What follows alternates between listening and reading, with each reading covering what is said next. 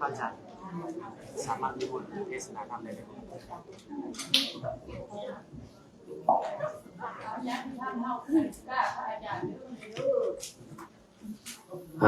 อันนี้ที่ทำเอากาพระอาจารย์ต้องเพียงกันกา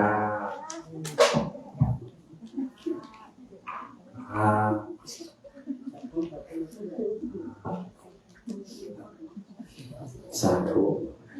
ชั้นลำดับต่อไปขน้อยขออนุญาตตามหน้าพุทธศาสนิกชนประชาชนชาวบ้านห้าและชาวบ้านใกล้เคียงของนิมนต์ท่านผู้เจริญทรงแสดงธรรมเทศนาเพื่อเป็นประโยชน์แก่พวกขน้อยทั้งหลายเพื่อเป็นปัจจัยแก่มรรคผลนิพพานในอนาคตอันไกลด้วยเถิดขอรัตนานิมนต์สาธุ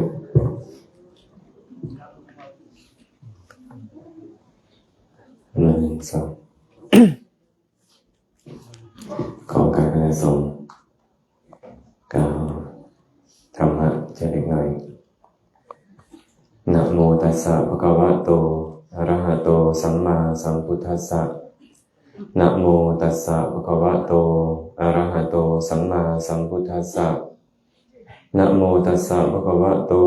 อะระหะโตสัมมาสัมพุทธัสสะพระมุนีนาถเจ้าพระองค์ใดผู้ทรงกระทำกรรมอันกระทำได้ยากอย่างยิ่งพระองค์ทรงสละเวลาสั่งสมอบรมพระบารมีนับได้หลายกฎิกาเพื่อประโยชน์แก่ชาวโลกข้าพระเจ้าขอน้อมไว้พระมุนีนาถเจ้าพระองค์นั้นด้วยเสียงเก้าขอน้อมไว้แด่พระธรรมอันเป็นธรรมที่พระมุนีนาถเจ้าพระองค์นั้นบูชาแล้วเป็นธรรมที่นำสัตว์ผู้ถึงพร้อมด้วยวิชชาและจรณะออกจากทุกข์ขอน้อมแด่หมู่พระอริยสงฆ์ผู้ดำรงอยู่ในมรรคและผลผู้สมบูรณ์ด้วยคุณมีศีลเป็นต้นขอถวายความเคารพครูบาอาจารย์พระสงฆ์สามเณรทุกองค์ขอโอกาสกล่าวธรรมะขอความสุขความเจริญจงบังเกิดมีแก่ญาติธรรมเมื่อสุขสุคนที่สละเวลามาร่วมกันเจริญกุศลในส่วนภาคค่ำของวันนี้ลำดับต่อไปพวกเราพร้อมกันฟังธรรมด้วยความเคารพมุนินทาวดานัมโพชาข้าพาสัมภวะสุนทรีสารนังปานินังบาลีไมหังปีนายตังมานังขอพระสัทธรรมอันอำไพในหัวแห่งบงกฎคือพระโอษฐ์ของพระจอมมุนีผู้เป็นที่พึ่งของสัตว์ทั้งหลายจงกระทำใจของข้าพเจ้าให้เอิบอิ่ม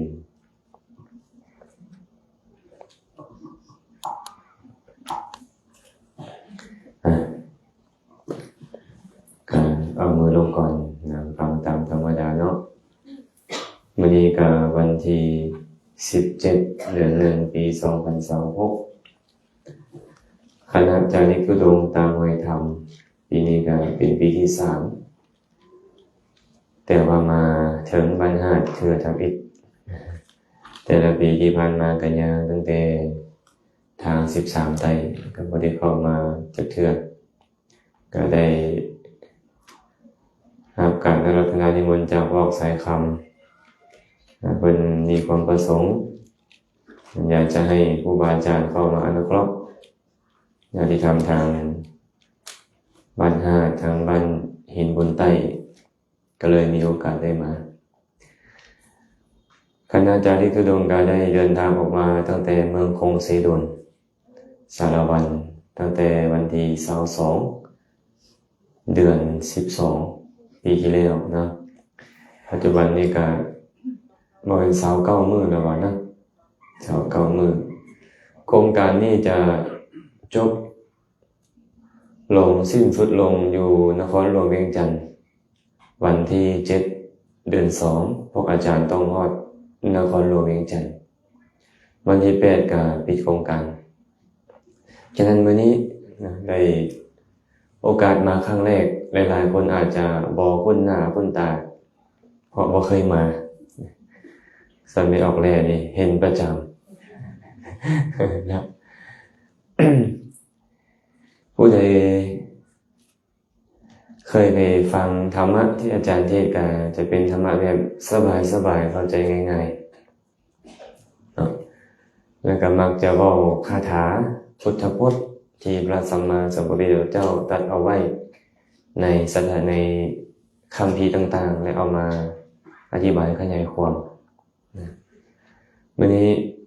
ก็จะนำพุทธพจน์คำสอนที่พระองค์แสดงไว้ในคำพีร์อังคุตตรนิกายสัตตกนิบาตมากล่าวสู่กันฟังเนื่องจากเห็นชาวบ้านมาหลายเนาะชาวบ้านหาดเมืองหินบูนมาหลายก่อนบ้านอื่นนะผิดปกติหรือเป็นน้ำสาราน้อยบ่ก็คิดว่าหลายเนาะคนโอ้ยอยู่รวมกันยังมีอยู่ก็มีบ้านอื่นนำเนาะบ้านอื่นนำแต่ก็ถือว่าหลายก็แล้วกันเนาะถือว่าหลายแสดงว่ามีความสามัคสามัคคีแล้วก็เห็นประโยชน์จึงได้สละเวลามามีพระสูตรหนึ่งที่พระสัมมาสัมพุทธเจ้าตรัสไว้ในสมัยที่พระองค์เสด็จไปที่กูตาคารศาลาปามหาวันอยู่เมืองเวสาลีเคยไปกันบ่พอออกสายคำเคยไปบ่คันบ่เคยแล้วไปเด้อปีนี้เด้อ วันที่26เดือน2คณาจาริกธุดงค์ก็จะได้ไปเดินธุดงค์ต่ออยู่ที่อินเดียเนาะวันที่26นะฉะนั้นท่านผู้ใดเคยไปก็คงจะรู้แล้วว่าอยู่บันไดกูตาคารศาลาปามหาวันอยู่เมืองเวสาลีเมืองเวสาลีนี่มีเจ้าผู้ปกครองแต่ว่าเจ้าผู้ปกครองเมืองเวสาลีจะต่างจากเจ้าอื่นคันเจ้าอื่นนี่จะสืบทอดแม่นบ่จากอ้ายสู่น้องบ่เลยจากพ่อไปสู่ลูก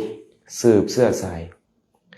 แต่ว่าเจ้าอยู่เมืองเวสาลีนี่อยู่แค่นวัดชีนี่บ่แม่นจังซั่นเปลี่ยนกัน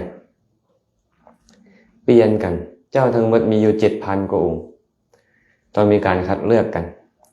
เอางวดนี้เจ้าขึ้นของราชเอาเปลี่ยนแล้วก็เอาคนใหม่ขึ้นจังซี่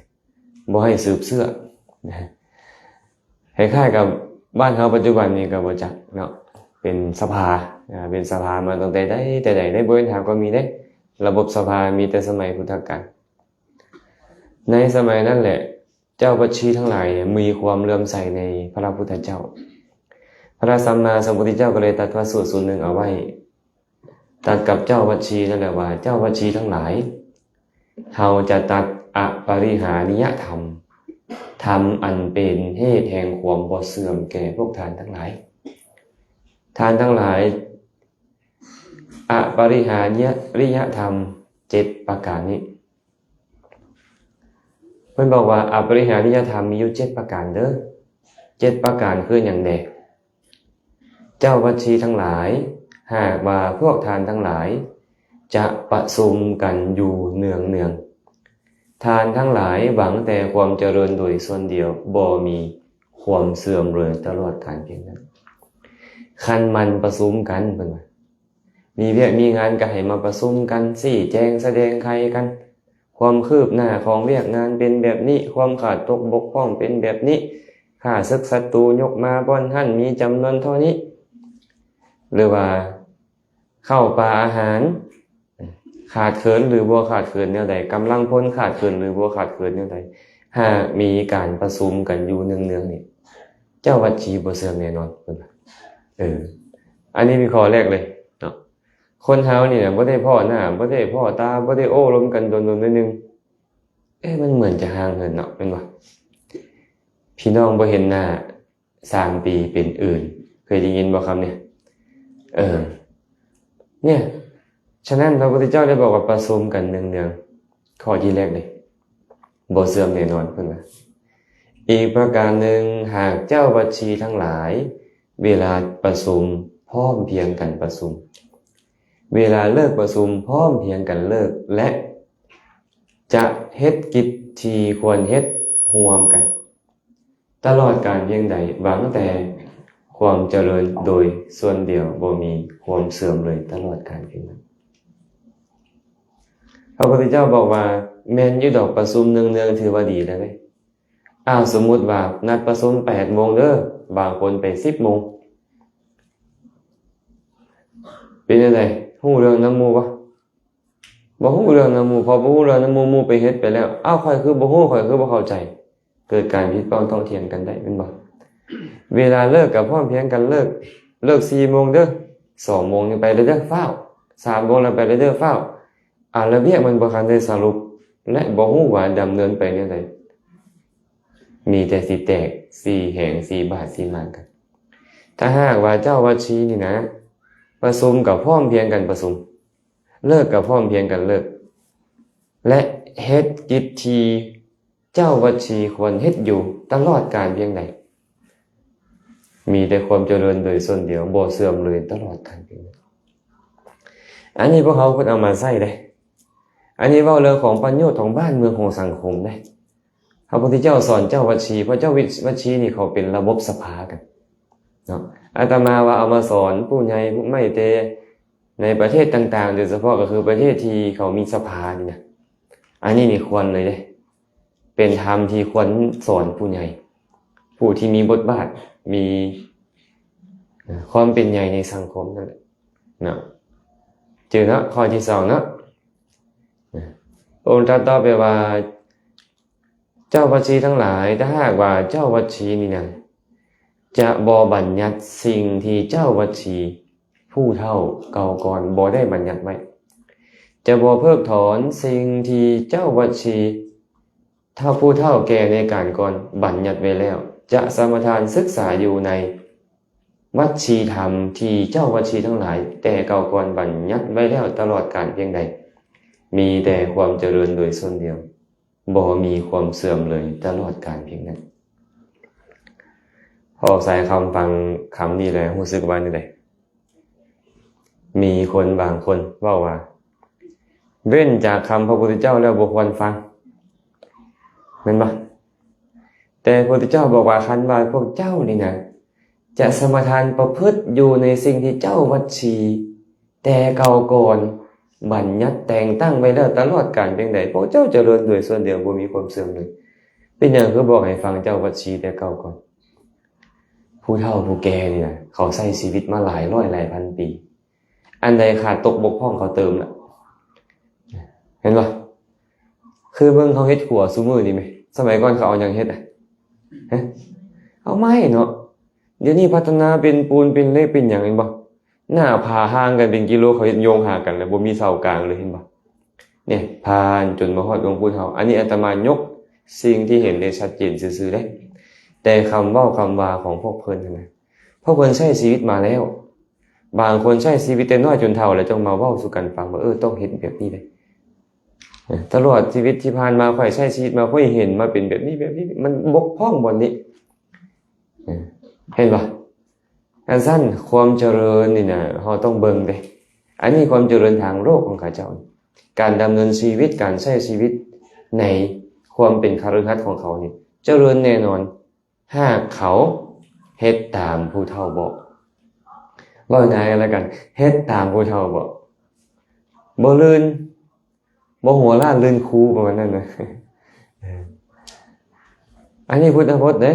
บ่แม่นแนวอื่นในพุทธพจน์มันบอกไว้จังซี่เนาะอย่าไปเว้าแต่เฮาบ่ได้พระอานนท์ฟังบ่ได้ดอกพระสารีบุตรฟังบ่ได้ดอกพระโมคคัลลานะฟังบ่ได้อย่าไปเว้าเด้ขนาดว่าเจ้าวัดชียังมีกิเลสนี่นะยังฟังได้พระสารีบุตรพระโมคคัลลานะพระอรหันต์ทั้งหลายสุปฏิปันโนตรงให้ดีบ่อุชุปฏิปันโนตรงญาญะปฏิปันโนฮู้แจ้งแน่นอนสามีจิปฏิปันโนสมควรแก่โลกุตตรธรรมแน่นอนไอ้เพิ่นนี่นะ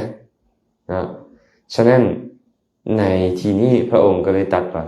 หากเจ้าวัดชีจะบ่บัญญัติใหม่จะบ่เพิกถอนความเว้าของผู้เฒ่าในการก่อนจะสมทานประพฤติตามวัดชีธรรมคือเจ้าวัดชีบัญญัติแต่งตั้งไว้แล้วแต่การก่อนตลอดกาลเพียงใดบางความเจริญโดยส่วนเดียวบ่มีความเสื่อมเลยตลอดกาลเพียงนั้นจือได้นี่ข้อที่3เอาไปใช้ได้เลยนี่เนาะข้อที่4ได้ล่ะเจ้าวัดชีทั้งหลายถ้าหากว่าเจ้าวัดชีนี่นะจะสักการะเคารพนับถือบูชา เจ้าวัชีผู้แก่เท่าผู้ลวงการผ่านใบและจะเชื่อถือในถ้อยคำที่เพิ่นบอกกล่าวนั่นว่าเป็นถ้อยคำอันน่าเชื่อถือตลอดกาลเพียงใดเจ้าวัชีจะมีแต่ความเจริญโดยส่วนเดียวบ่มีความเสื่อมเลยตลอดกาลเพียงนั้นชัดเจนเลยบัดเนี่ยหากเจ้าฟังความผู้เฒ่านี่นะเคารพนับถือบูชาเขาแล้วฟังความเขาเอาคำเว้าเขาเนี่ยมันมาตั้งไว้ในฐานะที่ควรน่าเชื่อถือตลอดกาลเพียงใดบังแต่ความเจริญโดยส่วนเดียวบ่มีความเสื่อมเลยตลอดกาลเพียงนั้นนี่พระพุทธเจ้าคือบอกว่าฟังคำตถาคตตลอดกาลเพียงใดเจริญฟังคนอื่นบ่เจริญบ่เว้าเนาะนี่บอกว่าคันสักการะเคารพนับถือบูชาผู้เฒ่าผู้แก่ผู้ล่วงการผ่านไปและถือเอาถ้อยคำที่เขากล่าวเขาเตือนนั่นว่าเป็นถ้อยคำอันน่าเชื่อถือตลอดกาลเพียงใดบางความเจริญโดยส่วนเดียวบ่มีความเสื่อมทันบ่ทันเนาะเจ้าวัชีทั้งหลายถ้าหากว่าเจ้าวัชีจะบ่ข่มเหงปกครองผู้ยิงในตระกูลเป็นอยู่ตลอดกาลเพียงใดเจ้าวัชีหวังความเจริญโดยส่วนเดียวบ่มีความเสื่อมเลยตลอดกาลเพียงนั้นคันว่าเจ้าวัชีทั้งหลายนี่นะบ่ข่มบ่เหงเขาบ่สุดฆ่าข่มขืนพวกผู้หญิงนะบ่เบียดเขาใช้ชีวิตอยู่แบบนี้นะหวังความเจริญโดยส่วนเดียวเพิ่นว่าผู้หญิงนี่เหมือนจะอ่อนแอเนาะแต่บ่แม่นเด้บางประเทศผู้หญิงกู้ชาติเด้เห็นบ่ลาวพินาศย้อนเท่าสุริโยไทยมาเลยได้เห็นบ่คันฟังประวัติศาสตร์วะเนาะและผู้หญิงก็มีส่วนในการรักษาประเทศชาติบ้านเมืองคือกันมีส่วนในการเฮ็ดให้บ้านเมืองสงบสุขร่มเย็นคือกันเนาะมีคาถาหนึ่งเพิ่นกล่าวไว้ผู้ชายจะเป็นบัณฑิตในที่ทุกสถานก็บ่แม่นแม้บางทีผู้หญิงก็เป็นนักปราชญ์มีปัญญาได้เช่นกันบางครั้งนี่โอ้ยผู้หญิงฉลาดกว่าผู้ชายอีกต่างหากเนาะบ่ฉลาดจังได๋ขับรถไม่เท่าบ่กล้าเถียงจังหน่อยเนาะเป็นบ่แมวแหละ บางที่นี่เขาก็ดีเด้คันเขาสร้างขึ้นมาเป็นไดบ่เอาใส่เคยมีเรื่องราวเกิดขึ้นอาตมาเคยไปอ่านคัมภีร์มหาวงศ์เรื่องราวพุทธศาสนาเกี่ยวพันกับประวัติศาสตร์ของศรีลังกามีแม่ออกผู้หนึ่งเพิ่นเป็นคนงามอาตมาเบิ่งแล้วบ่มีผู้ใดทออยู่เนี่ยงามหลายเด้อมีที่ผู้แห้วๆนั่งอยู่ทางหน้าอาตมานี่นะ30 ปีก่อนอาจจะงามเนาะเดี๋ยวนี้หมดแล้วแม่ออกผู้นี้เรางามหลายพระราชาก็เลยเป็นแต่งตั้งเราเป็นมเหสี หลังจากเราอยู่เป็นมเหสีของพระราชาแล้วก็เสพสมอยู่กับพระราชานั่นแหละดนเข้าโอ้ยน่าเบื่อเว้ยต้องการผู้ใหม่ต้องการผู้ใหม่ฆ่าพระราชาทิ้งฆ่าพระราชาแล้วเอาใครมาเป็นสามีแล้วปะเนี่ยไปแต่งตั้งอามาตย์มาเอามาตย์มาเป็นสามีไม่มันก็ดีอีหยังก็ได้เนาะดนไปโอ้ยเบื่อฆ่าที่มีเอาทหารยามมาเนี่ยเอาทหารยามมาเป็นผัวไม่ขนาดเหมือนจะดีขึ้นกันอันนี้ก็ได้พอโดนเข้าเบื่ออีกแล้วฆ่าทีมอีกไปเอาสร้างตัดผมมาเฮ็ดผัวแต่งตั้งเป็นพระราชาพุ่นเด้เนาะไม่ก็เหมือนจะดีขึ้นเก่านั่นแหละพอโดนไปก็เบื่ออีกแล้วฆ่าทีม6 คนเนี่ยฆ่าทีม6 คนจนสุดท้ายลูกชายของพระราชาพระองค์แรกก็เห็นว่าโอ้บ่ไหวแล้วพระมเหสีเนี่ยก็เลยจับตัวมาประหารชีวิตทิ่มซะ เห็นบ่ผู้หญิงนี่เขาสามารถทำความพินาศให้แก่แว่นแค้นได้กันแล้วกันกำจัดพระราชาได้กันแล้วกันพระพุทธเจ้าตรัสพุทธพจน์บทหนึ่งเอาไว้แล้วเพิ่นบอกว่าครอบฟังมหาสมุทรก็มีกำลังเพราะว่าสามารถต้านทานขึ้นทะเลได้พระจันทร์ก็มีกำลังเพราะส่องแสงในเวลากลางคืนได้พระอาทิตย์ก็มีกำลังเพราะส่องแสงในเวลากลางวันได้แต่ว่าผู้หญิงนี่นะเป็นกำลังยิ่งกว่ากำลังบ่มีกำลังใดจะต้านทานกำลังของผู้หญิงได้เวลาพวกเราไปลงเรียกเด้อคันไปลงกับนายนะนายเฮ็ดแข็งๆนึงไปลงกับเมียแล้วลูกเดี๋ยวเราดึงหูให้แล้วสิไปดึงหูบัวแล้วให้บ่แม่นสลัดยอมท้าวพญาผู้ครอบครองแผ่นดินสามารถเด็ดหัวคนเป็นแสนๆได้แพ้กำลังของคุณเห็นบ่สมณพราหมณ์ผู้ลือเดชขนาดใดก็ตามบวชโดนบ่ได้ก็อย่าเด้แพ้กำลังของผู้นี้แม้แต่เจ้าสักกะเทวราชผู้เป็นจอมเทพนะก็ยังแพ้กำลังของมาตุคามคือเก่าอยู่แม่บ่เป็นธรรมดาได้เพิ่นเลยบอกว่าพระจันทร์พระอาทิตย์ฟังมหาสมุทรถึงมีกำลังปานใดก็ตามสมถะพราหมณ์ถึงมีกำลังปานใดก็ตามยังบ่สู้กำลังของผู้หญิงเด้อผู้หญิงมีกำลังหลายเด้คันว่าฮักแพงเขาเขาก็เฮ็ดประโยชน์แก่เฮาแก่บ้านเมืองแก่สังคมได้แม่นบ่พระพุทธเจ้าก็เลยเตือนไว้ในที่นี้ว่าหากเจ้าวัดชีนี่นะบ่ข่มเหงบ่ปกครองเนบบังคับเขาดำเนินชีวิตไปตลอดกาลเพียงใดหวังความเจริญโดยส่วนเดียวบ่มีความเสื่อมคันบ่กันแกล้งรังแกผู้หญิงคันบ่ข่มขืนบ่ข่มเหงเขาก็เฮ็ดแต่คุณประโยชน์ให้จะบ่เสื่อมคันเจ้าเฮ็ดเขาก็มีเวลาที่อดได้และอดบ่ได้แม่นบ่ต้องระวังเด้ออยู่ได้นี่ได้ต้องระวังอยู่ข้อต่อไปพระผู้มีพระภาคเจ้าตรัสว่าเจ้าวัชชีทั้งหลายหากว่าเจ้าวัชชีจะสักการะเคารพนับถือบูชาเทวดาทั้งภายในและภายนอกเจดียสถานคือเทวดาเนี่ยยังสักการะเคารพนับถือเจดียสถานหมายถึงเทวดาหรือยักษ์อันมีอยู่ในภายในและภายนอกและบ่ลดละพลีกรรมเครื่องเส้นไหว้บูชาแก่เทวดาทั้งหลายแก่เจดียสถานทั้งหลายเหล่านั้นตลอดกาลเพียงใดเขาหวังแต่ความเจริญโดยส่วนเดียวบ่มีความเสื่อมเลยตลอดกาลเพียงนั้นอันนี้ก็ชัดเจนด้วยกันอย่าไปบอกว่าบูชาเทวดาแล้วพระพุทธเจ้าบ่สอนอย่าไปบอกอย่างเดียว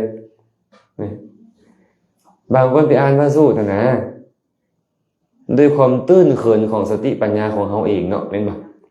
ไปอ่านพระสูตรอาตมาก็คิดว่าพ่อไม่ออกก็น่าจะเคยอ่านในปฐมนมัสการสูตรกันที่บ่ผิดเนาะถ้าสักกะเทวราชกำลังจะลงจากเวชยันตปราสาทอยากจะไปเที่ยวก็เลยเอิ้นใส่มาตาลีเทพบุตรผู้เป็นสารถีว่ามาตาลีเจ้าจงไปเทียมรถด้วยม้าอัสดร 1,000 ตัวมาค่อยจะไปเที่ยวมาตาลีเทพบุตรก็รับคำของท้าวสักกะเทวราชกลับไปเทียมด้วยม้าอัสดรพอออกสายคำอาจจะถามอยู่สวรรค์ก็มีม้าว่าอาจารย์พวกเทวดาแหละเทวดาเนี่ยเทวดาแต่ว่าเป็นม้าคือเขาแปลงกายเป็นม้าเป็นบริวารของเราเนาะหลังจากเราไปเตรียมรถที่เทียมได้มาอัสดร 1,000 ตัวมาแล้วกลับมาบอกกับท้าวสักกะเทวราชว่าข้าแต่มหาราช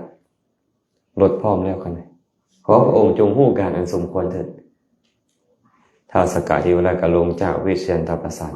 นกใบแล้วเนาะใบทิศตะเวนออกทิศตะเวนตกทิศเหนือทิศใต้อยู่มาตาลีเห็นก็สงสัยพระองค์ข้าแต่มหาราชพระองค์นี่นะเป็นผู้อัญชนทั้งหลายบ่ว่าจะเป็นท้าวจาตุมหาราชทั้ง4ก็ตาม เทวดาสั้นใจทศกระตามพราหมณ์ผู้จบไตรเพศกระตามต่างกันนอบน้อมบูชาพระองค์แล้วพระองค์นอบน้อมบูชาไผเขาหน่อยบอกเขาหน่อยเบิ่งดูชาวโลกละบูชาพระองค์นะเดี๋ยวนี้เนี่ยพระองค์บูชาไผก่อนท้าวสักกะก็บอกค่อยนอบน้อมต่อสมณะพราหมณ์ทั้งหลายผู้ออกบวชจากเฮือนโดยชอบผู้มีศีลกว่าไปมีคำหนึ่งที่เราบอกว่านอบน้อมต่อบุคคลผู้เลี้ยงดูบุตรภรรยาโดยธรรมผู้มีศีลผู้เลี้ยงดูบุตรภรรยาโดยธรรมมหาตาลีได้ยินพระองค์นอบน้อมท่านผู้ใดข้าน้อยก็ขอนอบน้อมนำคนนั้นพี่คุณทั้งหลายพระพุทธเจ้าก็เลยบอกว่าเรื่องเคยมีมาแล้วแบบนี้ได้ไปอ่านตัวนี้นะเอาไปอ่านนะเอาอ่านมาท้าวสักกะนอบน้อมมนุษย์ผู้มีศีลเขาเลยคิดเองมาเทวดากันจะมานอบน้อมเขาที่ไปกราบไหว้เทวดาอีกอย่างสินะบัดเนี่ยก็เลยคิดไปเองเพราะคิดเองนะคนผู้ใหญ่คิดดิบัดเนี่ยคันผู้ใหญ่บอกมีกำลังบ่โอ้บันดันมีกำลังคนมีชื่อเสียงบอกมีกำลังบ่บันดันมีกำลังบัดเนี่ยคนอื่นผู้ที่ยังบ่คันมีสุตตะยังบ่คันมีความเข้าใจไปฟังตามแม่นแล้วองค์นี้แหละองค์นี้แตกฉานสมมุติซะเนาะองค์นี้เป็นพระสูตรคันเพิ่นบ่ได้ศึกษามาดีเพิ่นบ่เว้าดอกสวยเลยบ่เนี่ยไอ้ผู้ตามเนี่ย ผู้ตามนี่สวยเลยได้แม่สลัดระวังได้นี่เด้พวกเขาก็ได้เนาะพระพุทธเจ้าเว้าในสูตรนี้ว่าจังได๋ล่ะหากเจ้าวัชชียังสักการะเคารพนับถือบูชาเจดียสถานอันมีภายในและภายนอกตลอดกาลเพียงใดและบ่ลดละเครื่องพลีกรรมเส้นไหว้บูชาแก่เจดียสถานนั้นตลอดกาลเพียงใดหวังแต่ความเจริญโดยส่วนเดียวบ่มีความเสื่อมเลยตลอดกาลเพียงนั้นไอ้คำว่าเจริญนี่คืออย่างไรมันเป็นอย่างจึงเจริญต้องเข้าใจว่าเจดียสถานนี่หมายถึงบอนที่คนทั้งหลายสักการะบูชาอย่างเช่นสารันทธาเจดีย์อารวกะเจดีย์อย่างเป็นต้นนี่เป็นบอนอยู่ของพวกเทวดานับเนืองในหมู่ยักษ์ก็ตามเป็นเทวดาประจำสถานที่นั้นก็ตามหากว่าเจ้าบ่สักการะเคารพนับถือบูชาเขากับมึนเสยต่อเจ้าคือกันเมื่อเขามึนเสยต่อเจ้าเขาก็บ่คิดดีบ่เฮ็ดดีกับเจ้าเขาก็หนีเทวดาหนีผู้ใดมาบ่เนี่ยพวกอมนุษย์พวกอมนุษย์ให้นะพวกเปรตพวกผีพวกยักษ์ที่กินคนก็มาบ่เนี่ยพอพวกนั้นมาก็เฮ็ดโรคภัยไข้เจ็บให้เกิดขึ้นชาวบ้านชาวเมืองก็ล้มตายโรคภัยไข้เจ็บก็เกิดมีเห็นบ่โรคหาโรคหยังเห็นบ่บางช่วงมนุษย์มาเล่นงานนะเจริญบ่แบบนี้เสื่อมนะถ้าหากสักการะเคารพนับถือบูชาเขาก็ตอบแทนเจ้าด้วยกันสักการะเคารพนับถือบูชาแทนมันตอบมันบอกอาตมาก็เลยมาเว้าเรื่อยๆนะที่พระพุทธเจ้าตรัสกับวัสการะพราหมณ์บัณฑิตไปอยู่ในสถานที่ใดก็ตามควรเสื้อเสริญทานผู้มีศีลให้เข้าไปสู่ตระกูลไปบริโภคและอุทิศส่วนบุญทักขินานั่นแก่เทวดาผู้อยู่ในที่นั้น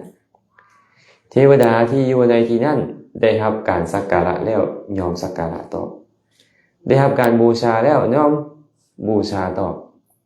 ยอมอนุเคราะห์กุลบุตรนั้นเหมือนเมอนุเคราะห์ลูกบุคคลผู้ที่เทวดาอนุเคราะห์แล้วเทวตานุกัมปิโตโปโสสัทธาภัทธารานิปัสสติบุคคลที่เทวดาอนุเคราะห์แล้วแบบนี้นี่นะยอมประสบแต่ความเจริญตลอดกาลทั้งปวงพระพุทธเจ้าตรัสเองแบบนี้เลยเนาะถ้าสร้างการบูชาเขาเนี่ยบูชาแบบอุทิศส่วนบุญก็มีบูชาโดยการใช้อามิสบูชาก็มีนะต้องเข้าใจแบบนี้นะต้องเข้าใจแบบนี้เจริญก็คือเขาดูแลรักษารักษาในเองเจริญพอเข้าใจเนาะจะขอแล้วเนี่ยโอ้โหฟังเพลินเลยลืมเลยว่าจะขอ6 ข้อแล้วเนาะ6 ข้อแล้วพระผู้มีพระเจ้าก็เลยตรัสต่อไปว่าเจ้าวัชชีทั้งหลายหากบาเจ้าวัชชีนี่นะยังคุ้มครองป้องกันดูแล ด้วยคิดว่าขอพระอรหันต์ทั้งหลายที่ยังบ่มาสู่แวนแค้นของเขาขอจงมาเถิดที่มาแล้วขอจงอยู่เป็นสุขตลอดกาลเพียงใดเขาหวังแต่ความเจริญโดยส่วนเดียวบ่มีความเสื่อมเลยตลอดกาลเพียงนั้นเจ้าวชีทั้งหลายนี่แหละอปาริหานิยธรรม7ประการถ้าหากว่าเจ้าคุ้มครองป้องกันดูแลพระอรหันต์ทั้งหลายที่มาสู่ตระกูลเจ้าที่มาสู่บ้านเมืองเจ้าเจ้าหวังแต่ความเจริญขึ้นมาเป็นหยังจึงบอกจังซั่นถ้าหากว่าเฮาบ่คุ้มครองป้องกันดูแลสมณพราหมณ์บรรพชิตผู้มาสู่บ้านเมืองเฮาเมื่อเฮาบ่คุ้มครองป้องกันดูแลเขาก็ว่าบ่มีศรัทธาเห็นบ่เมื่อเจ้าบ่มีศรัทธาก็บ่เข้าไปใกล้แล้วบ่ต้อนรับขับสู่บ่ปฏิสันถานบ่ถวายทานบ่ฟังธรรมบ่ฟังอนุโมทนาคาถาอีหยังเลยบรรพชิตทั้งหลายฮู้ข่าวโอ้อย่าไปเด้อแค่นวัดชีนี่นะเขาบ่ต้อนรับได้บ่มีการปฏิสันถานได้บ่มีการคุ้มครองป้องกันดูแลได้บ่มีการถวายทานบ่มีการฟังธรรมบ่มีการฟังอนุโมทนาคาถาอีหยังเลยได้บรรพชิตทั้งหลายก็บ่มาพระอรหันต์ทั้งหลายฮู้เขาก็บ่มาใกล้คือกันเห็นบ่เมื่อพระอรหันต์ทั้งหลายบ่มาใกล้แม้แต่พระอรหันต์ทั้งหลายที่อยู่แล้วบ่ฮู้ว่าสถานที่นี้นี่เขาประพฤติแบบนี้เขาบ่มีศรัทธาพอไปอยู่แล้วเขาบ่มีศรัทธาเพิ่นก็หนีคือกันเมื่อพระอรหันต์ทั้งหลายบ่เข้าไปหรือหนีห่างเทวดาผู้มียศใหญ่ทั้งหลายก็บ่เข้าไปสู่แว่นแค้นของเจ้าเมื่อเทวดาบ่เข้าไปสู่แว่นแค้นของเจ้าคือเก่าเลยมนุษย์ก็เล่นงานมาเนี่ยเพราะมนุษย์ก็เล่นงานมนุษย์ให้เนี่ยเบียดเบียนมนุษย์ทั้งหลายด้วยการเฮ็ดให้เป็นโรคภัยไข้เจ็บด้วยการเข้าไปสิงอย่างเป็นต้นเจริญหรือเสื่อมบ่นี่เสื่อมกุศลข้อที่จะได้จากบรรพชิต5ประการบ่มีเลยเป็นบ่พระพุทธเจ้าบอกว่าจังได๋บรรพชิตผู้มีศีลเข้าไปสู่ตระกูลใดบ้านเมืองใดชนในตระกูลนั้น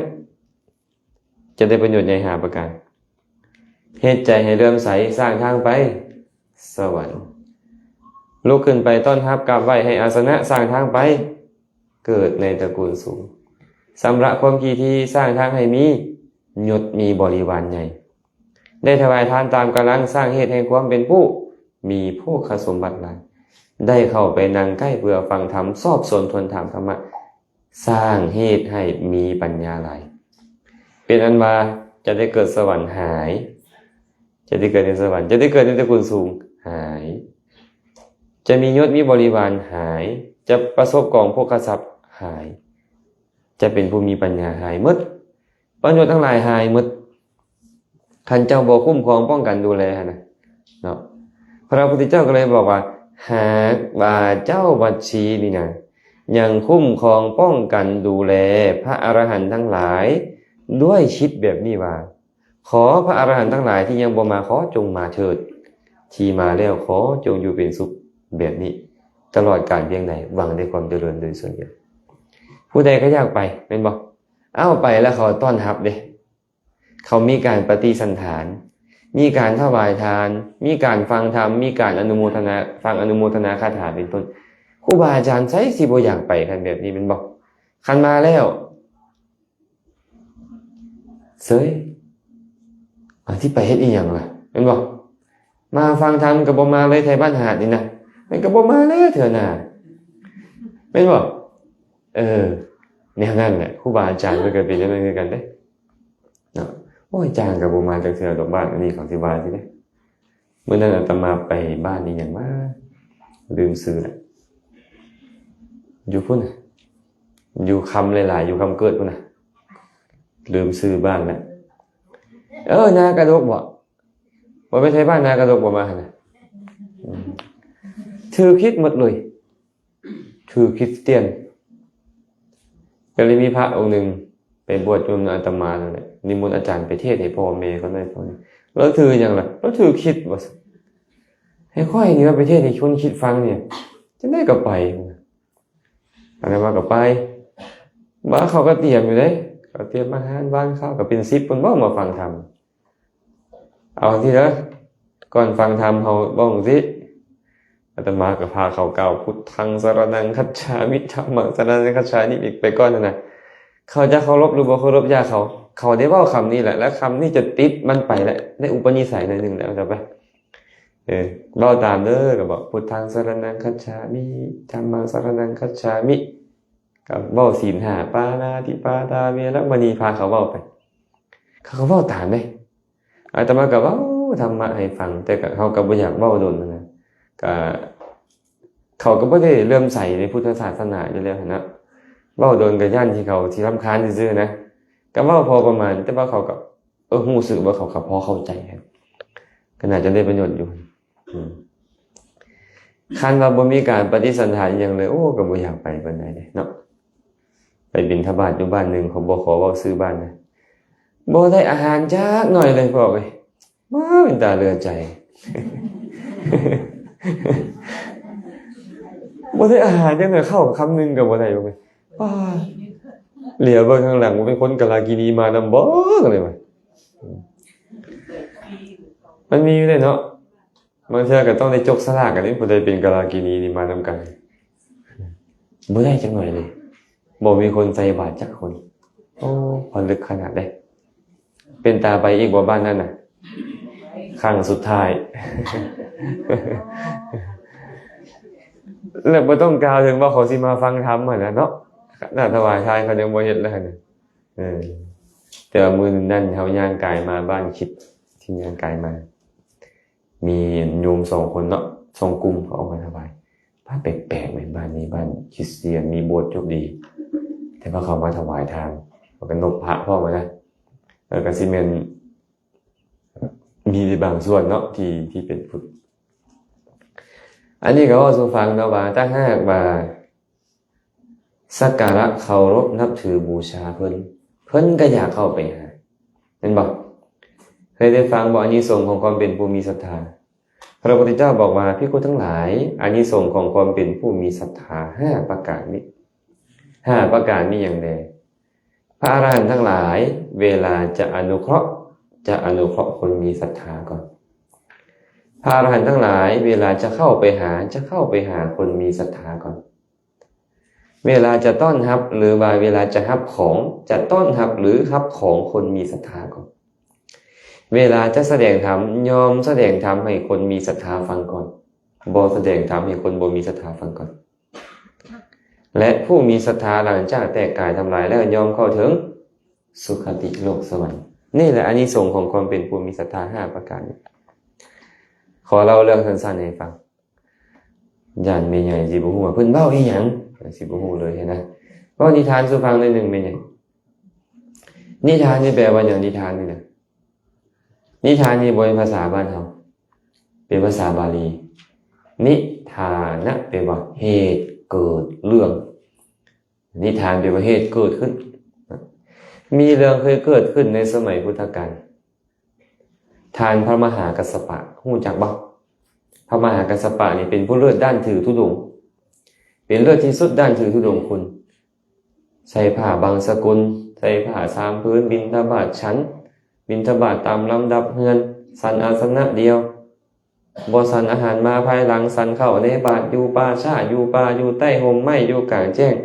อยู่เสนาสนะตามที่เขาจัดให้และบ่นอนเพิ่นนี่120 ปีบ่นอนพิลึกขนาดเลยไอ้พวกเขา3มื้อตาโกนจุกโวกเลยเนาะเป็นตาโกนจุกโวกเลยพวกเขาเพิ่น120 ปีบ่นอนเลยเมื่อยหลายก็นั่งนับนั่นก็แล้วบ่ไปเข้าสมาบัติคม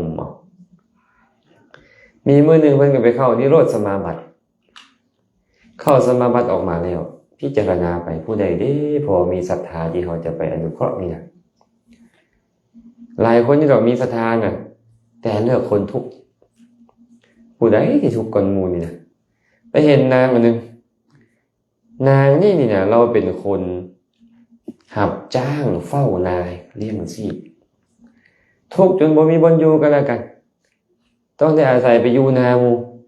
แล้วเฝ้านาพอได้เลี้ยงชีพซื่อ เพิ่นก็เลยบอกโอ้คนที่ทุกข์กว่านี้บ่มีแล้ว เบิ่งก่อนเรามีศรัทธาบ่สามารถถวายอาหารได้บ่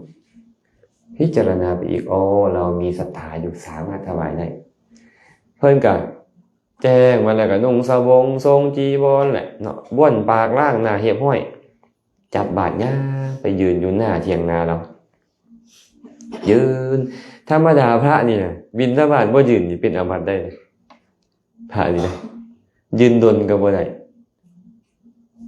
ไปไว้หลายก็บ่ได้ต้องไปยืนจังหน่อยสังเกตมึงดูเขาสิใส่บาตรอีหยังบ่เขาเตรียมอีหยังบ่ให้เขาบ่เตรียมแล้วก็ไป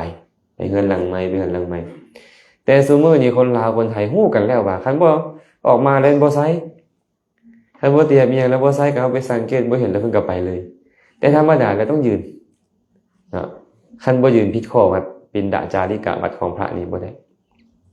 เพิ่นก็เลยไปยืนอยู่ปรากฏว่าไม่ออกนั่นหั่นน่ะแล้วก็เห็นเนาะโอ้แม่นไผเนาะโอ้ยสมณะมหาเนาะมื้อนี้เนาะว่าซั่นแต่ละมื้อเฮามีศรัทธาอยากถวายแท้เอาว่าแต่เฮาบ่มีข้าวของเลยบางมื้อเฮามีข้าวมีน้ำแต่บ่มีสมณะมาเพิ่นว่ามื้อนี้สมณะก็มาข้าวเฮาก็มีแล้วข้าวตอกแตกได้ข้าวตอกแตกภาษาบ้านเฮาเนาะเป็นข้าวตอกแตกภาษาสมัยใหม่เพิ่นป๊อปคอร์นแม่นบ่ถูกบ่อาตมาว่าถูกบ่บ่ค่อยฮู้ปานใดแต่ก็เว้ามั่วๆไปเด้อมันเข้าไปกินตอนเบิ่งหนังในโรงหนังหั่นนะแต่บ่แซ่บขนาดนั้นดอกอันครัวเองนี่เนาะแล้วก็เลยเอาข้าวตอกแตกแล้วออกไปดีใจกว่าเก่าฮู้ว่าเป็นพระมหากัสสปะเนี่ยเพราะชาวบ้านชาวเมืองที่นั่นเคารพพระมหากัสสปะที่สุดเลยเพิ่นบอกว่าอยู่เมืองราชคฤห์นี่นะคนตั้งหลายล้านนี่นะคันผู้ใดบ่แม่นพี่น้องเพิ่นผู้นั้นก็แม่นโยมอุปถากเพิ่นโยมผู้มีความเริ่อมใส่ศรัทธาในเพิ่นเว้นไปจากพวกมิจฉาทิฏฐิแล้วได้เพราะว่าเพิ่นนี่เป็นคนที่คนทั้งหลายเคารพแล้วก็จือได้โอ้ท่านพระมหากัสสปะตัวนี่มานุ่มขอเขาหน่อยแท้ๆนิมนต์พระคุณเจ้ารับอาหารเขาหน่อยแด้ว่าซั่นพระเถระก็เอาบาตรออกมาพระนี่จะแบกบาตรไปเลยบ่ได้เด้เวลาบิณฑบาตนี่ต้องเอาบาตรไว้ในผ้าแล้วก็เปิดผ้าด้วยมือซ้ายเอามือขวาเอาบาตรออกมาและจะเอามือซ้ายมาจับทั้งสองเบื้องรับอาหารเขาด้วยความเคารพพร้อมจะรับแบบบ่เคารพบ่ได้อีกได้เป็นอาบัติได้เนาะก็คือพวกอาจารย์มันเอาออกยากเนาะตอนแบกทั้งบาตรแบกทั้งกดแบกทั้งอย่างนั้นนะก็เลยได้เอาไว้นอกซื่อๆได้หากว่าบิณฑบาตปกติต้องเอาไว้ทางในเลยสมัยก่อนบ่ค่อยมีฝาบาตรพร้อมแล้วบ่ให้ขี้ฝุ่นถึงบาตรนำเป็นธรรมเนียมของการบิณฑบาตผู้ใดบ่เฮ็ดแบบนั้น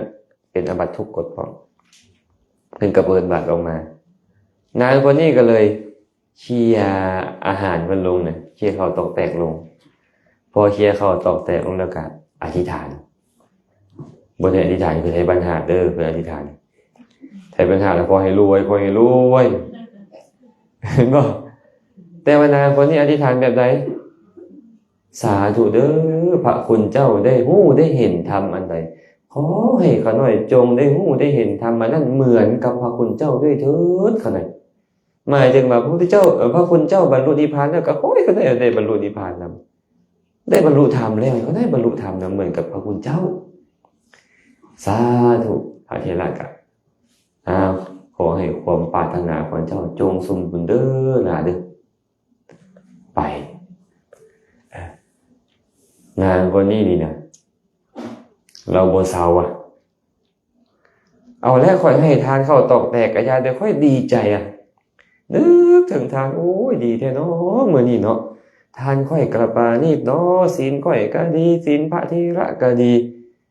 ค่อยได้ให้ทานดีแล้วเนาะได้ให้ทานดีแล้วเนาะได้ทานกับพระอรหันต์ผู้เป็นเอตทัคคะด้านทุดงคุณพร้อมเนาะระลึกในใจไปแบบนี้การให้ทานนี่เนี่ยจะครบสมบูรณ์ต้องมี3การนี่บ่ก่อนให้ใจดีกำลังให้ใจผ่องใสให้ไปแล้วเกิดความปลื้มปีติยินดีลืมเบิ่งทางซะแล้วบัดนี้ ย่างไปย่างไปงูเห่าก็เป็นมาพอดีมาหันก็ได้ไปเหยียบได้มันก็กัดตายคาทีเลยไปไสล่ะคนใจดีๆไปเนี่ย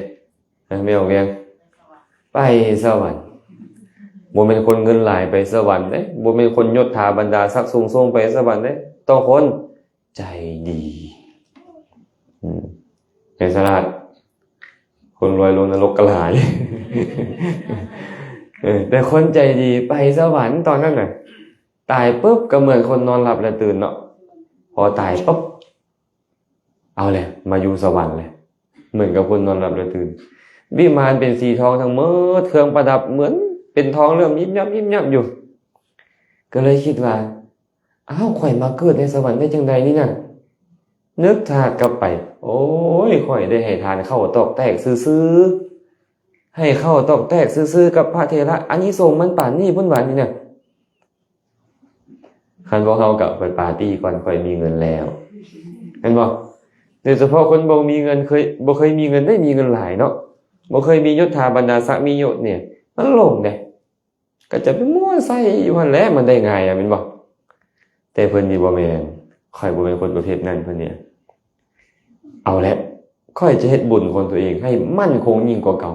แล้วว่าค่อยเฮ็ดบุญน้อยเดียวค่อยยังได้มาเกิดเป็นเทวดามีวิมานทองแบบนี้คันค่อยเฮ็ดดีกว่านี้เด้บุญค่อยมันสิบ่ยั่งยืนกว่านี้บ่ที่บ่ประเสริฐกว่านี้บ่ก็ไปแหละเหาะลงไปหายตัวลงไปอธิษฐานให้มีกระตาขี้เหงื่อกับไม้กวาดไปปากวดกุฏิของพระเถระไปกวดเอาน้ำสันไปตั้งไว้เอาน้ำใส่ไปตั้งไว้น้ำล้างตีนล้างมือไว้นะ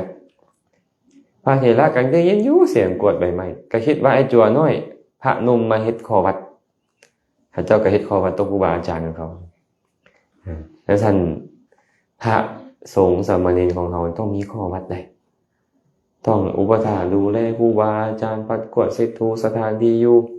ซักเสื้อซักขออภัยซักผ้าซักผ่อนให้ครูบาอาจารย์ล้างห้องน้ำอีหยังน้ำล้างล้างหน้ายังต้องเฮ็ดบ่ได้พระหนุ่มเล็กน้อยนี่เลยแต่ปัจจุบันนี่โอ้คือสิหายไปแล้วอาตมาว่ามีคนบางคนพระเจ้าก็ยังเฮ็ดอยู่ได้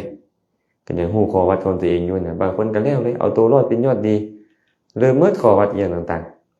ๆเพิ่นก็เลยคิดว่าพระหนุ่มเด่นน้อยเม็ดข้อวัดก็บ่ได้สนมื้อที่2ก็กลับมาคือเก่าอันนางราชาเทพธิดาชื่อละว่าราชาเทพธิดามื้อที่3มาพระเถระก็เริ่มสงสัยแล้วก็เลยแง้มประตูไว้นะเทวดาบ่คือคนทั่วไปเนี่ยรัศมีมันก็เปล่งประกายออกมาจากตูเนาะก็เห็นอ้าวมีแสงสว่างอยู่เปิดประตูเบิ่งอ้าวผู้หญิงตัวเนี่ยมาผู้เดียวซ้ำเอิ้นถามเจ้าเป็นไผข้าน้อยก็เป็นโยมอุปถากอาจารย์หั่นเด้ว่าซั่นบ่มีโยมอุปถากข่อยแบบนี้บ่มีเพิ่นว่าบ่มีจังได๋ข้าน้อยมื้อก่อนหั่นนะข้าน้อยได้เอาข้าวตอกแตกถวายท่านอาจารย์ตายแล้วก็เลยไปเกิดเป็นเทวดาอยู่สวรรค์ท่านดาวดึงส์พุ่นเพิ่นว่าเลยคิดว่าอยากให้บุญมั่นคงก็เลยมาขออุปถากท่านอาจารย์นี่แหละไปว่าซั่นเจ้าบ่ต้องมาอุปถากข่อยอย่าให้คนต่อไปภายหน้าอย่าให้คนรุ่นหลังนี่นะขึ้นสู่ธรรมะจับตาลปัดมานั่งเทศว่าเบิ่งแม้อาจารย์มหากัสสปะให้ผู้หญิงผู้เดียวไปอุปถากตัวเองอยู่กลางป่าอย่าให้คนเว้านั่นให้ข่อยข่อยบ่เอาได้แบบนั้นเด้ธรรมดาผู้หญิงนี่ผู้เดียวจะไปอุปถากพระผู้เดียวอยู่ป่าได้จังได๋แม่นบ่คันพระหลายองค์ก็ยังว่าใครแนวนึงเนาะหรือว่าผู้หญิงหลายคนไปอุปถากพระองค์เดียวกันยังอีกกรณีนึง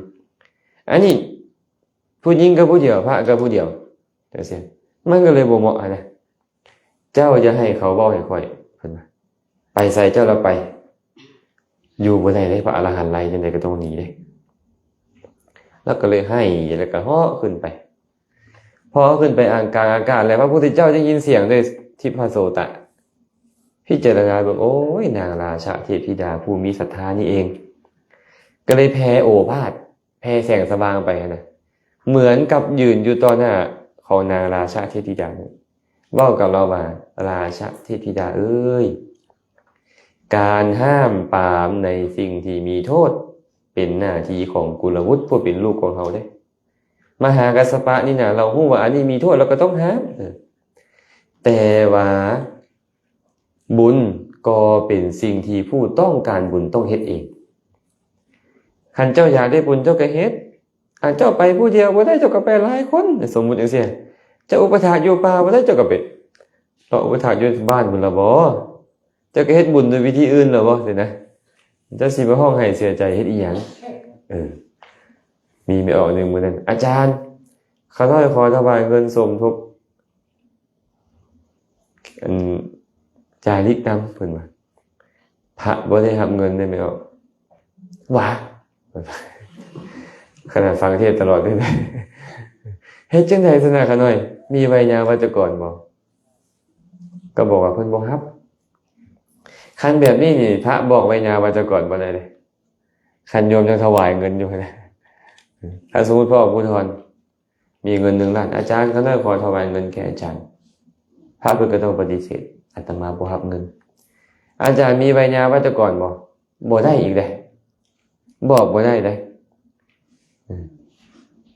นอกจากว่าเปลี่ยนคำว่าบ่ถวายแล้วคันข้าน้อยอยากถวายจีวรอาจารย์เด้อยากถวายอาหารอาจารย์เด้อาจารย์มีไวยาวัจกรบ่ได้บัดนี้คันถวายอาหารเด้ต้องเปลี่ยนคำบอกบ่เหมือนกับวินัยที่พระเจ้าบัญญัติข้อหนึ่งเลยหากว่าทูตพระราชาก็ตามมหาอำมาตย์เป็นต้นก็ตามฝากเงินนำทูตไปสมมุติพระออกสายเนาะแม่ก็แม่เวียนเอาสายค่อยเอาเงินให้เจ้า100,000 บาทเด้ออาจารย์เพิ่นต้องการหยังล่ะบอกเพิ่นเด้อจังซี่เนาะพอออกสายเพิ่นนำไปแล้วบอกว่าบ่ถึกบ่เนี่ยแม่เวียงบอกว่าสายเจ้าไปหาจีวรถวายพระอาจารย์ให้ค่อยแด่ออกสายเอาเงินมาปุ๊บอาจารย์แม่เวียงฝากเงินมาถวายอาจารย์บ่ได้อาจารย์มีไวยาวัจกรบ่ได้เพราะเราเว้านี่นะเราเว้าบ่ถึกเนาะแต่ว่าแม่เวียงเว้าถึกบ่นี่พอแม่เวียงบอกว่าเอาไปซื้อจีวรถวายเพิ่นอันนี้สามารถบอกไวยาวัจกรได้เพราะผลต้นทางมาถึกหันต้นทางมาบ่ถึกเด้เอาทรายเอาเงินไปถวายอาจารย์แซมเด้บอกทรายมาปุ๊บก็แม่เลี้ยงเพิ่นฝากเงินมาถวายอาจารย์มีไวยาวัจกรบอกบ่ได้เลยแล้วบ่จำเป็นต้องบอกเขาถวายเองขนาดเป็นทูตยังบ่ได้บัดนี้สมมุติแม่เลี้ยงเว้าบ่ถึกทรายเอาเงินไปถวายอาจารย์ไปบอกทรายก็รับเงินมาอาจารย์แม่เวียงฝากเงินไปนำเขาน้อยอาจารย์ต้องการจีวรหรือต้องการอย่างให้บอกเขาน้อยเด้อหรือว่าอาจารย์มีไวยาวัจกรบอกพวกเขาน้อยที่ถวายจีวรอันนี้ทูตสลาดทูตนี่นางสลาดคันซั่นพวกเขาอยู่ใกล้ครูบาอาจารย์พวกเขาต้องสลาดบัดนี้ต้องสลาดในการเว้านะเขาเว้าจังไดก็ตามมันผู้เว้ามานะเขาต้องเปลี่ยนมาบ่ถวายแล้วเขาจะบอกว่าเขาอยากถวายของที่สมควรแก่ท่านอาจารย์เกี่ยวกับการเดินจาริกอีกอย่างก็ตามแต่ต้องเป็นของที่สมควรถ้าของที่สมควรเพิ่นก็รับได้มีบ่ไว้หาไว้แต่ก่อนเพิ่นก็จะซี้ไปผู้นั้นผู้นี้แต่คันเพิ่นซี้ผู้ใด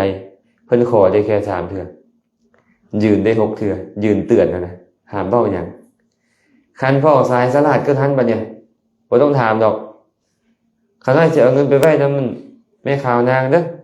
เท่านี้เท่านั้นอาจารย์ต้องการหยังให้บอกเราบอกเป็นพันเทื่อก็ได้บัดนี้ขอเป็นพันเทื่อก็ได้สิบ่เขาต้องเพิ่มเติมด้วยตัวนี้ก็ได้เนาะเฮาแฮงอยู่ใกล้ครูบาอาจารย์นี่เฮาแฮงต้องมีอุบายดีขึ้นนะอุบายดีขึ้นเนาะอันนี้นางราชาเทพธิดานี่นะเราเสียใจแฮงเราคิดหยังบ่ออกตอนนั้นทึกไล่แล้วก็เลยคิดบ่ออกก็เลยให้นะพระพุทธเจ้าก็เลยบอกว่าการห้ามปรามในสิ่งที่มีโทษเป็นหน้าที่ของกุลวุฒิผู้เป็นลูกของเขาแต่ว่าผู้ต้องการบุญก็ต้องหาวิธีเฮ็ดบุญเองก็เลยกล่าวคาถาปุญญังเจปุริโสกยิลาเทนังปุณปูนังตัมหิฉันทังกยิราทะสุโขปุญญัสสะอุจจโยหากว่าบุคคลจะเฮ็ดบุญก็ควรเฮ็ดบุญดุๆเด้อ ควรชื่นชมยินดีพอใจในบุญนั้นเพราะว่าการสร้างสมบุญเป็นเหตุนำความสุขมาให้ฟังธรรมสั้นๆบอกใส่จบลงบรรลุเป็นพระโสดาบันอันอย่างที่พิจารณาอาตมาบอกมานี่พออาตมาอยากจะซื้อให้ฮู้ว่าถ้าเจ้ามีศรัทธานี่นะพระอรหันต์ทั้งหลายก็เข้าไปหาเจ้าเหมือนกับเรื่องของนางคนนี้พระมหากัสสปะผู้เป็นอรหันต์ก็ไปหาพระพุทธเจ้าก็ไปหาเพศอย่างกับเจ้าก่อนล่ะอนุเคราะห์เจ้านั่นแหละแสดงธรรมให้เจ้าฟังนั่นแหละแล้วไปใส่ล่ะเข้าถึงสุคติโลกสวรรค์ได้บรรลุมรรคผลนิพพานได้ประโยชน์มันเกิดขึ้นหมดเลยย้อนหยังย้อนมีศรัทธาแต่ถ้าหากว่าโอ้ยไทยบ้านหาดบ่ไทยบ้านดอนรับไทยบ้านห้วยกะวะบ่มีศรัทธาเลยแล้วใครจะไปหาเห็นบ่ไปต้องได้กับฟ้าคาเตเพียกที่ฟ้าเทศจัก5 นาทีก็ยังยากไม่ต้องไปหรอกอาจารย์เป็นประเภทนี้เลยเข้าไปนิมนต์อาจารย์นิมนต์ไปสั่นเข้าอยู่เงินเขาหน่อยได้บ่เขาหน่อยอยู่ใส่ก็เงินพอออกไม่ออกอยู่บ้านนี้บ้านนั้นมาที่เท่าไหร่เท่านี้เท่านั้นลองคิดเบิ่งกันเด้อนี่เมื่ออาจารย์ไปแสดงธรรมไกลมาไหนก็ไป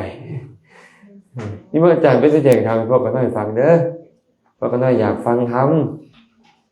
บ่ได้กินก็ได้ไปเพราะว่าอันนี้มันเป็นฉันไอ้จวนน้อยบิณฑบาตมาให้ฉันอยู่บ่มาก็ได้ฉันเนาะได้ไม่สลัดสมซื่อเลยจ้ะสมซื่อสลัดนี่เห็นบ่เจ้าวัดชีนี่เจริญบ่คันเฮ็ดแบบนี้คันคุ้มครองป้องกันดูแลครูบาอาจารย์สิมีโทษมีภัยมีแนวบ่คักมาหาเพิ่นคุ้มครองป้องกันดูแลเพิ่นก็อยากไปหาเนาะเมื่อเจ้ามีศรัทธาเมื่อเพิ่นไปหามาหมดเลยขอที่ควรได้เฮ็ดใจให้เริ่มใสลุกขึ้นไปต้อนรับกลับไว้ให้อาสนะชำระความพีทีถวายทานฟังธรรมได้หมดเลยแฮงเพิ่นเข้าไปลุกแฮงได้ลุกแม่นบ่พระพุทธเจ้าก็เลยบอกนี่แหละ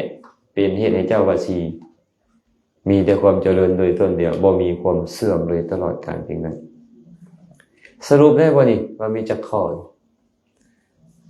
ไม่ออกสะอาดมีจักข้อ1มันประชุมกันเนืองๆ2พร้อมใจกันประชุมพร้อมใจกันเลิกและเฮ็ดกิจที่ควรเฮ็ด3จะบ่บัญญัติใหม่บ่เพิกถอนสิ่งเก่าจะสมทานประพฤติในวัดชีธรรมที่เจ้าวัดชีเก่าก่อนบัญญัติไว้เท่านั้น4จะสักการะเคารพนับถือบูชาเจ้าวัดชีผู้เฒ่าแก่ล่วงการผ่านวัยและ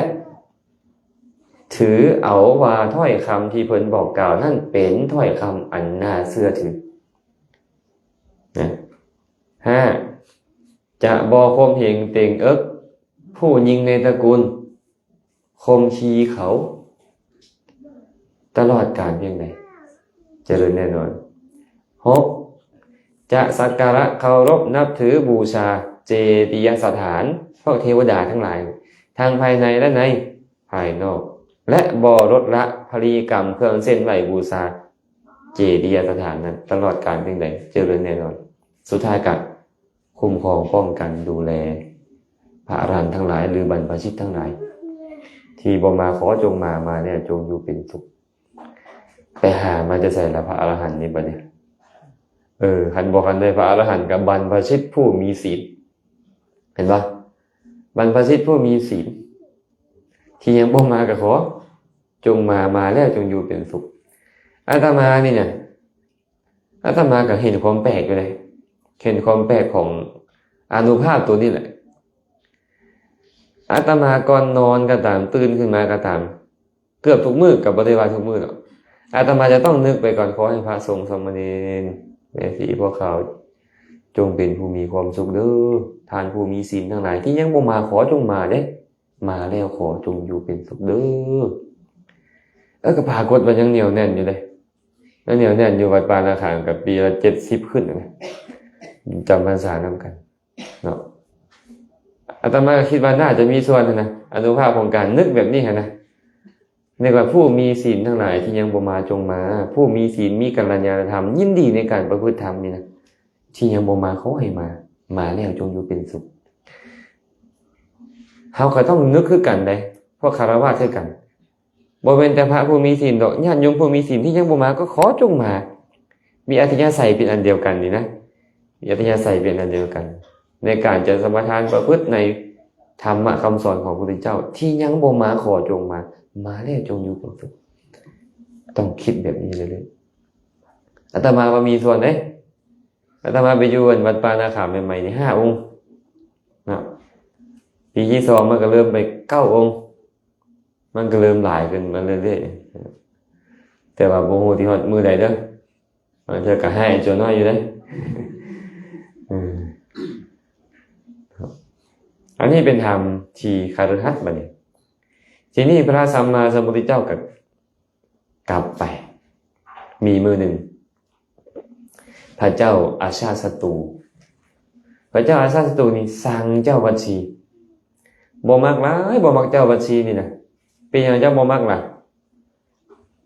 มีหมู่บ้านหนึ่งที่มีของหอมชนิดนี้เนี่ยออกเป็นบางครั้งและปีละครั้งเท่านั้น7 มื้อแต่ปรากฏว่าที่ไปเอาตอนไหนกับเจ้าวัชชีแหกหน้าตลอดเจ้าวัชชีแหกหน้าเพราะมันอยู่ชายแดนระหว่างประเทศก็เลยเหลือใจอยากฆ่าเจ้าวัชชีที่อยากฆ่าเจ้าวัชชีที่อยากจะ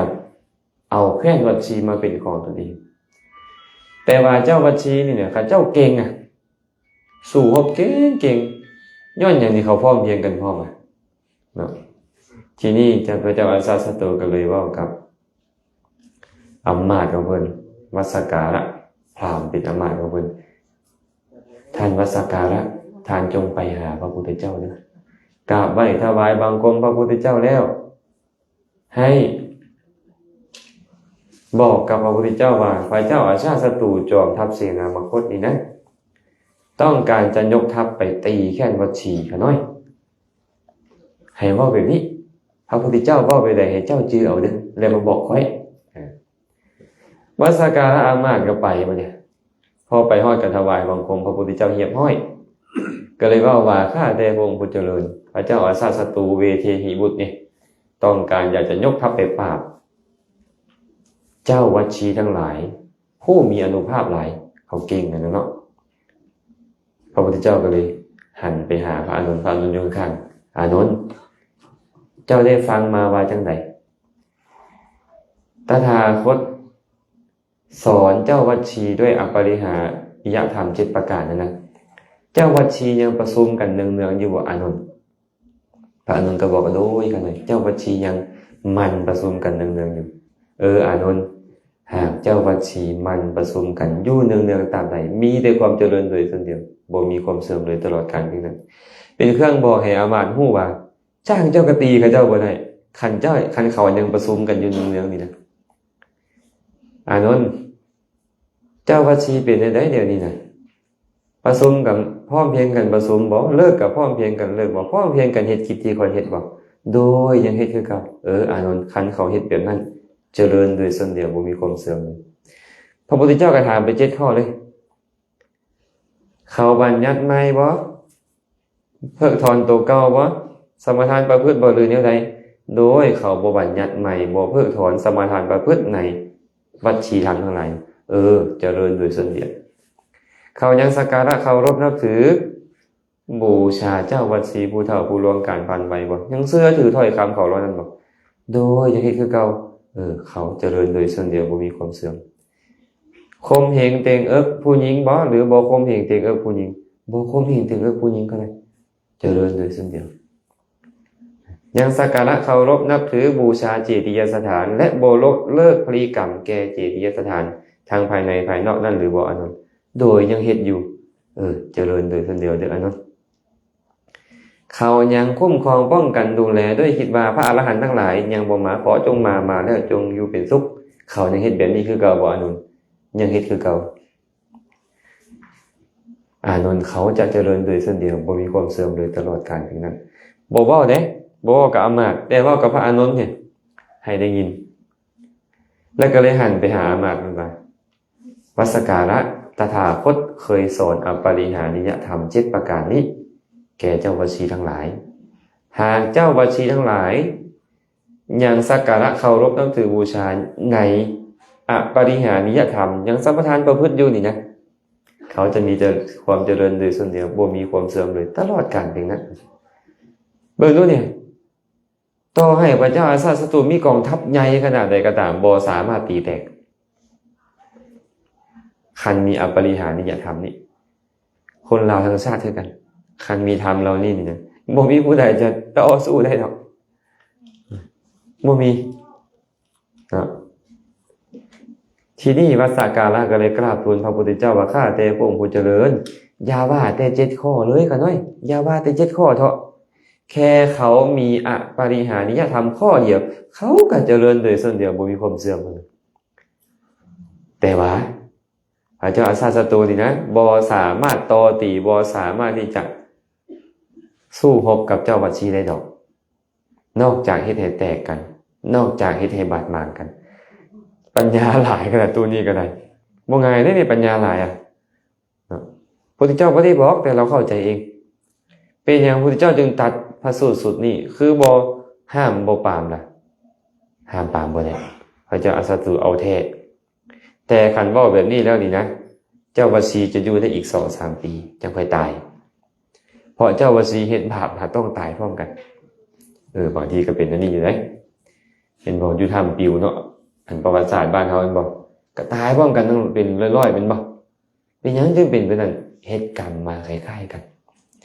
กรรมเลยจัดสรรมาให้ตายพร้อมกันมื้อวานมื้อก่อนนี่บ่คือว่าได้ยินข่าวว่ารถไฟอยู่ซื้อกันเขียนหักทับแม่นบ่ตายจากคนบ่น่ะ3-40พุ่นบ่แน่ว่าเสพข่าวดีตัวนี้ถามธรรมะจะข้อพุ่นบ่บ่จื้อธรรมะ7ข้อบ่จื้ออันนั้น32จื้อบ่ธรรมดาได้นี่ไม่ออกแรงนี่นะเนาะแสดงว่ามีสันทะเหลือเกินในการเสพข่าวบ่เป็นหยังดอกเว้าแซวมีออกซื่อเด้นี่ขอเฮ็ดมาพร้อมกันเนาะเขาก็เลยต้องตายพร้อมกันแบบนี้แต่พระพุทธเจ้าตรัสพุทธพจน์ไว้นี่นะอำมาตย์คนนี้จะหาวิธีการอื่นแล้วบ่ฟ้าวไปต่อตีตอนนั้นคันไปต่อตีตอนนั้นน่ะทางพระเจ้าอาซาสตูก็จะตายทางแค้นวัชีก็จะตายจำนวนลงหลายเลือดนองแน่นอนพระเจ้าก็เลยตัดพุทธพจน์คนนี้วัสสการะพราหมณ์ก็เลยกลับไปเว้าให้พระเจ้าอาซาสตูฟังตกลงกันบัดนี้ขอให้พระองค์จงเนรเทศข้าน้อยออกจากเมืองนี้และข้าน้อยจะไปเป็นนอนบอนไส้เขาข้าน้อยเฮ็ดให้เขาแตกกันตอนใดจะส่งข่าวมา2คนรวมกันและเฮ็ดให้มีกองประชุมใหญ่บัดนี้มีกองประชุมใหญ่พระเจ้าอาซาสตูก็บอกว่าเฮาจะยกทัพไปตีเจ้าวัชีวัสสการะพราหมณ์ก็ยกมือขึ้นข้านบ่ควรข้าน้อยบ่ควรพระองค์บ่ควรพระองค์ต่อตีเขาบ่ได้ดอกพระเจ้าอาซาสตูก็เฮ็ดทำท่าให้เจ้าเป็นไผคือมาคัดค้านค่อยหรือว่าเจ้าเห็นดีกับเขาบอกหนีจากเมืองค่อยปลดตำแหน่งอามาตย์เฮ็ดจบดีเลยได้คือเลยนะบ่ให้พวกอันอามาตย์อยู่หันฮู้เลยว่าบางแผนกันมาเนี่ยไล่หนีวัสสการะพราหมณ์ก็หนีไปแค้นวัชีเจ้าวัชีเห็นพราหมณ์ผู้เนี่ยเป็นอามาตย์คนสนิทของพระราชาอาซาสตูเป็นหยังคือต้องหนีหัวซุกหัวซนมาแบบบ่มีที่พึ่งแบบนี้หรือว่าเป็นกลลวงบ่เขาคิดอยู่ได้ก็เลยไปถามเป็นหยังท่านอามาตย์เป็นหยังท่านคือถูกขับไล่ออกมาพระเจ้าอาซาสตูต้องการจะยกทัพมาตีแค้นวัชีเขาน้อยห้ามว่าบ่ควรเฮ็ดเพิ่นก็เลยสั่งให้ปลดเขาน้อยและเนรเทศเขาน้อยออกมานี่แหละว่าซั่นเอาว่าซั่นไปอยู่กับข้อยเพิ่นว่าเจ้าป้องกันเอาข้อยอยู่ไปอยู่กับข้อยเอาไปอยู่แล้วบัดนี้เนาะก็เลี้ยงอย่างดีแล้วยังเป็นอามาตย์แล้วมันมีความรู้องค์เนี่ยเก่งด้านการสู้รบอีหยังต่างๆเนาะพระเจ้าวชีก็มาเรียนนำเราเรียนศิลปะวิทยาเรียนไปเรียนมา3ปีเราอยู่หั่นบ่เว้าเรื่องอื่นๆให้มันมีข้อพิรุธหยังเลย3ปีได้พอปีที่3มาซุมนี้มาเรียนเอิ้นๆมาถามกินข้าวแลงกับหยัง กินกับนี่กับนั่นเอาไปเป็นกลุ่มๆใหม่มาไปไสมื้อนี้น่ะบ่ได้ไปไสสองกลุ่มมันเลยไปถามกันอาจารย์เอิ้นเจ้ามาเนี่ยเอิ้นเว้าหยังบ่นะถามมากินข้าวแลงกับหยังซื่อๆน่ะบ่แม่นดอกอาจารย์สิเป็นคนอย่างนี้จังไดอาจารย์ต้องมีเรื่องสำคัญจังเว้าบ่แม่นพวกเจ้าคิดตัวนี่นะเอาแล้วพวกเจ้าจังซั่นน่ะว่าเพิ่นก็ถามว่ามื้อนี้สิไปไสบ่แม่นพวกเจ้านี่แหละตัวเริ่มบาดหมางนี่มันเริ่มบาดหมางกันเข้าบาดหมางกันเข้าบ่เบิ่งหน้ากันเลยบ่แตกเป็นหลายกลุ่มออกได้การสงสารไปข้าแต่มหาราชเจ้าว่าสิแตกกันแล้วขอพระองค์ยกทัพมาได้เลยพอยกทัพมาฮอดผู้ใดก็บ่ไปเอาไปรถพวกเจ้าเก่งเด้ไปมั้ยค่อยบ่เอาแล้วเอารถสุดท้ายกวดเกลี้ยงเลยเพราะความแตกแยกกันเห็นบ่ญาติโยมปริหานิยธรรมที่พระพุทธเจ้าตรัสไว้นี่นะมันทรงคุณค่าขนาดใดรักษาประเทศได้ก็แล้วกันรักษาประเทศชาติรักษาบ้านเกิดเมืองนอนได้รักษาอธิปไตยได้ปริหานิยธรรมนี่ได้การสั่นเด้อในบ้าน ต้องในบ้านก็ต้องเอาปริหานิยธรรมเป็นไส้เอาข้อต้นๆเลยนี่แหละมันประชุมกับพร้อมเพรียงกันประชุมเลิกกับพร้อมเพรียงกันเลิกพร้อมเพรียงกันเฮ็ดกิจเมื่อวานนี่หูก็เป็นจังไม่ไปได้ยินเขาเจ้าหูก็ได้จักไม่เอาหยังเฮ็ดหูในบ้านเพิ่นประกาศ เพิ่นก็บอกว่ามาเด้อสิมีเวียกรวมแนวนี้แนวนั้นเนาะแล้วก็ให้เอาหัวหน้าครอบครัวไปวัดไปองค์การบ้านที่ซั่นแหละเพิ่นก็เว้าคำนึงบ้านเฮานี่ตั้งเฮงตั้งให้แต่ใดๆมาก็ในบ้านคนใดมาเป็นก็เป็นแบบนี้บ่เสียสาระบ่มาประชุมบ่ซอยก็เฮ็ดเวียกพุ่นน่ะโอ้เพิ่นประกาศออกมา อาตมาก็เลยได้ยินกำลังนั่งอยู่นอกเลยเนาะโอ้ในบ้านนี่ก็ให้เติบอยู่ต้นนี่นะเพิ่นว่าบ้านเพิ่นบ่ค่อยสามัคคีกันเวลาเฮ็ดเวียกรวมนะมี100หลัง200หลังก็ไปอยู่10คน5คนสิเฮือนละหลัง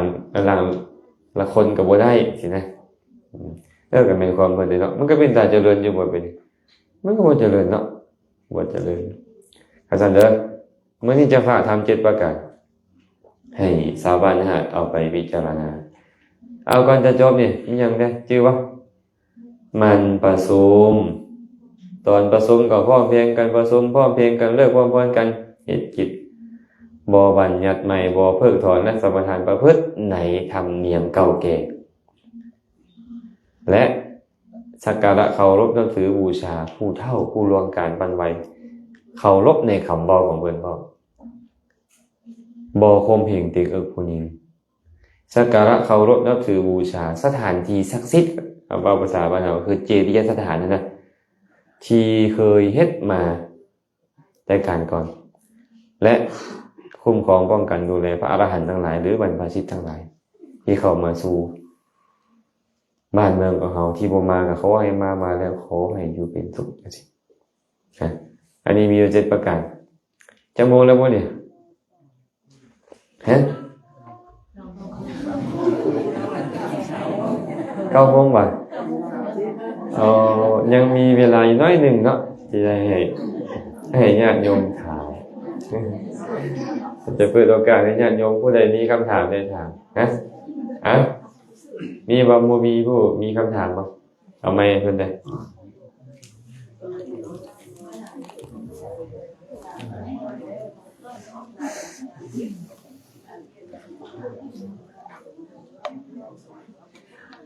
ครับเจ้าก็เลื่อนขอแสดงความนอบน้อมแด่พระรัตนตรัยขอแสดงความนอบน้อมพระเถระนุเถระผู้เจริญทั้งหลายข้าพเจ้าก็อีกเรื่องน้องคืนนี้ก็ได้ถามเงินสุดเราเบื่อกันขออนุญาตตามหน้าทางพ่อแม่ประชาชนทางบ้านห้าแน่หรือว่าทางทีมใกล้เคียงแน่ข้าพเจ้าข้าน้อยเองก็ส่วนตัวแน่อยากรู้เกี่ยวกับเรื่องนี้เพราะเป็นสิ่งที่พวกเราชาวพุทธหรือว่าทุกคนก็ต้องได้พบ1คือมีญาติต้องตาย2ต้องได้ปลุกสร้างเรือนหลังใหม่3ต้องได้มีผู้เฒ่าผู้แก่ครูบาอาจารย์ทักท้วงเรื่องโศกเรื่องลาภ3อันนี้ทุกคนต้องได้ประสบ ดังนั้นขน้อยจึงอยากรู้วิธีต่อไปนี้อยากให้ทางพระอาจารย์แนะนำข้อที่ 1ในเมื่อมีญาติตายในเงินพ่อก็ตามแม่ก็ตามลูกก็ตามเฮาควรจัดพิธีงานศพแนวใดเพื่อให้ผู้จัดก็คือเจ้าภาพพบแต่ความเจริญก็คือได้บุญให้ผู้ที่มาร่วมพบแต่ความเจริญในบุญและให้ผู้ที่ตายไปที่อยู่ในอัตภาพที่ได้รับบุญใดนั้นได้บุญแท้ๆเฮาควรเฮ็ดแนวใดตามหลักคำสอนของพระศาสดาข้อที่ 1ข้อที่ 2เวลาเฮาปลูกสร้างเรือนหลังใหม่เฮาจะเฮ็ดแนวใดเพื่อให้ผู้อยู่พบแต่ความรุ่งเรืองเจริญผู้ที่มาร่วมยินดีมีแต่ความรุ่งเรืองความเจริญความผาสุกสุดท้ายในเวลาที่เฮาคือพ่อแม่ครูบาอาจารย์หรือว่าผู้เฒ่าผู้แก่ก็ตามเพื่อนสนิทมิตรสหายนั่นก็ยากทักทวงเจ้าเดี๋ยวนี้กำลังอยู่ในช่วงมีเคราะห์ ลงเด้อมีเคราะห์เด้อเฮาสิเฮ็ดแนวใดในการปกป้องตนเองหรือการงานมีของเฮาเหมาะสมบ่ที่จะไปสะเดาะเคราะห์ต่อชะตามีผลบ่กับเรื่องนี้ขน้อยสาธุ พอไม่มีครอบกันเบิดแล้วบ่ครับ เอาเรื่องที่ 1กันเนาะเวลาพ่อแม่ตายอะไรญาติพี่น้องตายเพราะเฮ็ดจังได๋จะได้ประโยชน์ตนได้ประโยชน์ทานได้ประโยชน์ผู้ตายประเพณีนิยมพวกเขาก็คือนิมนต์พระให้ไปสวดหยังกุศลานิมนต์ให้ไปสวดกุศลาไปสวดบ่อื่นก็บ่ได้เด้กุศลานี่อาตมาเคยอาศัยโทรโข่งสวดนะโอ้ทางบ้านมาให้บ่ได้ไปสวดแม่กุศลาน่ะมันเป็นเสน่ห์จังไรตายพระพุทธเจ้าไปพูดแม่เพิ่นอยู่สวรรค์สันดาวดึงพุ่นมันสิยังทำอภิธรรมให้แม่เพิ่นฟังคั่นนะแต่เฮาบอกว่าเป็นอัปมงคลอันนี้ความบ่เข้าใจขอเท้าความหน่อยนึงก่อนถามหน่อยตอบหลายบ่เป็นหยังติตอบหลายบ่สมัยพุทธกาลมีพ่อออกผู้หนึ่งเพิ่นชื่อว่าธรรมิกะอุบาสกแปลตามศัพท์คำว่าก็คืออุบาสกผู้ทรงธรรมเพราะนี้เพิ่นบรรลุธรรมแล้วแต่ว่าเพิ่นมีลูกอยู่7คนอยู่ซ้ายหมดเลยแล้วก็ให้แต่งงานหมดพร้อมอีก7แล้วก็มาอยู่นำเพิ่นแต่ละมื้อนี่เพิ่นก็พาออกตนญาติโยมคนอื่นๆนี่ไปวัดฟังธรรมสมาทานศีลรักษาอุโบสถมาฮอดบ้านฮอดเรือนบ่เลิกไปหาหมู่หาพวกกันโซกันแต่ธรรมะฮะอยู่มามื้อนึงเราก็ใกล้ตายไปบ่ได้แล้วติ่งบ่ได้แล้วนะลุกบ่ได้แล้ววันต่อไปภาษาบ้านเฮาเอิ้นว่ายังซ้อมใจเนาะก็เลยเว้ากับลูกว่าลูกเอ้ยพ่ออยากฟังธรรมแล้วคนมีศรัทธาก็ต้องอยากฟังธรรมไปมนต์พระมาเทศให้พ่อฟังเด้เพิ่นว่าเอาเจ้าองค์พ่อเอาจัก8องค์ก็ได้จังให้ระลึกถึงมักมีองค์8อีกอย่างประมาณนั้นนะเนาะลูกก็ไปนิมนต์พระมาพระมาฮอดปึ๊บพระก็มาถามอุบาสกเจ้าต้องการฟังธรรมะแบบใดท่านผู้เจริญขอเป็นสติปัฏฐานซะเขาหน่อยเพิ่นก็เลยกำลังเทศสติปัฏฐานมาเอกาจโนอายังภิกขเวกับว่ามัคโคกับไปเนาะกำลังสวดให้เพิ่นฟังกันนะเพิ่นก็ตั้งใจฟังปรากฏว่าพวกเทวดาก็มาปรากฏบัดนี้มาจากสวรรค์6ชั้นเลยนับตั้งแต่ชั้นจาตุมดาวดึงยามาดุสิตนิมมานารดีปรนิมต่างกับขี่ราชรถมาอ้อมบริเวณเฮือนเราอยู่น่ะก็เลยเอิ้นใส่เราว่าอุบาสกผู้เจริญเจ้าจงน้อมใจไปเกิดอยู่สวรรค์ชั้นข่อยเด้อเจ้าจงน้อมใจไปเกิดอยู่สวรรค์ชั้นข่อยนี่บอกพ่อแม่ทั้งหลายไอ้คนดีนี่นะบ่แม่นแต่มนุษย์ต้องการที่ผู้ใดก็ต้องการเด้คนดีนี่นะ เทวดาเนี่ยต้องการให้อุบาสกคนนี้เนี่ยไปเกิดน้ำเขาเลยพาเขาเฮ็ดกุศลพาเขาสนทนาทำฟังทำพาเขารักษาอุโบสถเป็นต้นก็เลยมาเอิ้นใส่แต่บ่ลูกเราบ่ได้ยินพระก็บ่ได้ยินน่ะพระบ่เห็นแต่เราเห็นผู้เดียวเห็นเทวดาปรากฏพอดีเอิ้นอุบาสกมาพี่ไปเกิดอยู่สวรรค์เทิงค่อยต่างเทวดาต่างตนก็ต่างเว้าไปนั่นเพิ่นละเคารพในธรรมก็เลยเอิ้นใส่หยุดก่อนอย่าฟ้าวเพิ่นว่าเนี่ยพระก็เข้าใจว่าบ่ให้เพิ่นหยุดซะแล้วบ่เนาะโอ้อุบาสกคนนี้แต่ก่อนเรามักฟังธรรมเอาเทเอาว่าบัดตอนที่ตายแล้วเป็นอันนี้เนาะไปครับเพิ่นก็ลุกลงเฮือนแล้วกลับแล้วบ่เนาะลูกก็ให้บัดนี้ลูกเพิ่นน่ะตายพอเฮาเข้าวัดฟังธรรมรักษาศีลให้ทานอีหยังดีแต่พอตอนสิตายเป็นแบบนี้ความตายนี่เนาะจะแม่นเป็นตาหน้าย่านกว่าต่อความตายนี่เนาะคนมีศีลมีธรรมกันยังย่านยังหวาดหวั่นอยู่เนาะต่อความตายนี่เนาะแล้วก็ฮู้สติขึ้นมาอีกอ้าวเจ้าให้หยังลูกเอ้ยก็ให้ตัวพอละเหลืออยู่อย่าฟ้าจักอีหยังตัวอีหยังพอเว้าให้นะเพิ่นว่าเอาแล้วพระดิลูกพระเพิ่นก็ลงเฮือนเป็นเมื่อกี้เดี๋ยวก็ไปก็บ่แม่นเพิ่นว่าเทวดาทั้งหลายมาห้อมล้อมบ้านเฮือนเฮาอยู่ตอนนี้เจ้าฮู้บ่ลูกเอ้ยเจ้าปวงบ่พออยู่ไสเทวดามันเฮ็ดไสคือบ่เห็นก็สิเป็นตามความเราเว้าเด้เนาะหมู่ละเบิ่งบ่เห็นตัวเห็นผู้เดียวอ่ะลูกเอ้ยพวงมาลัยสำหรับพ่อมีบ่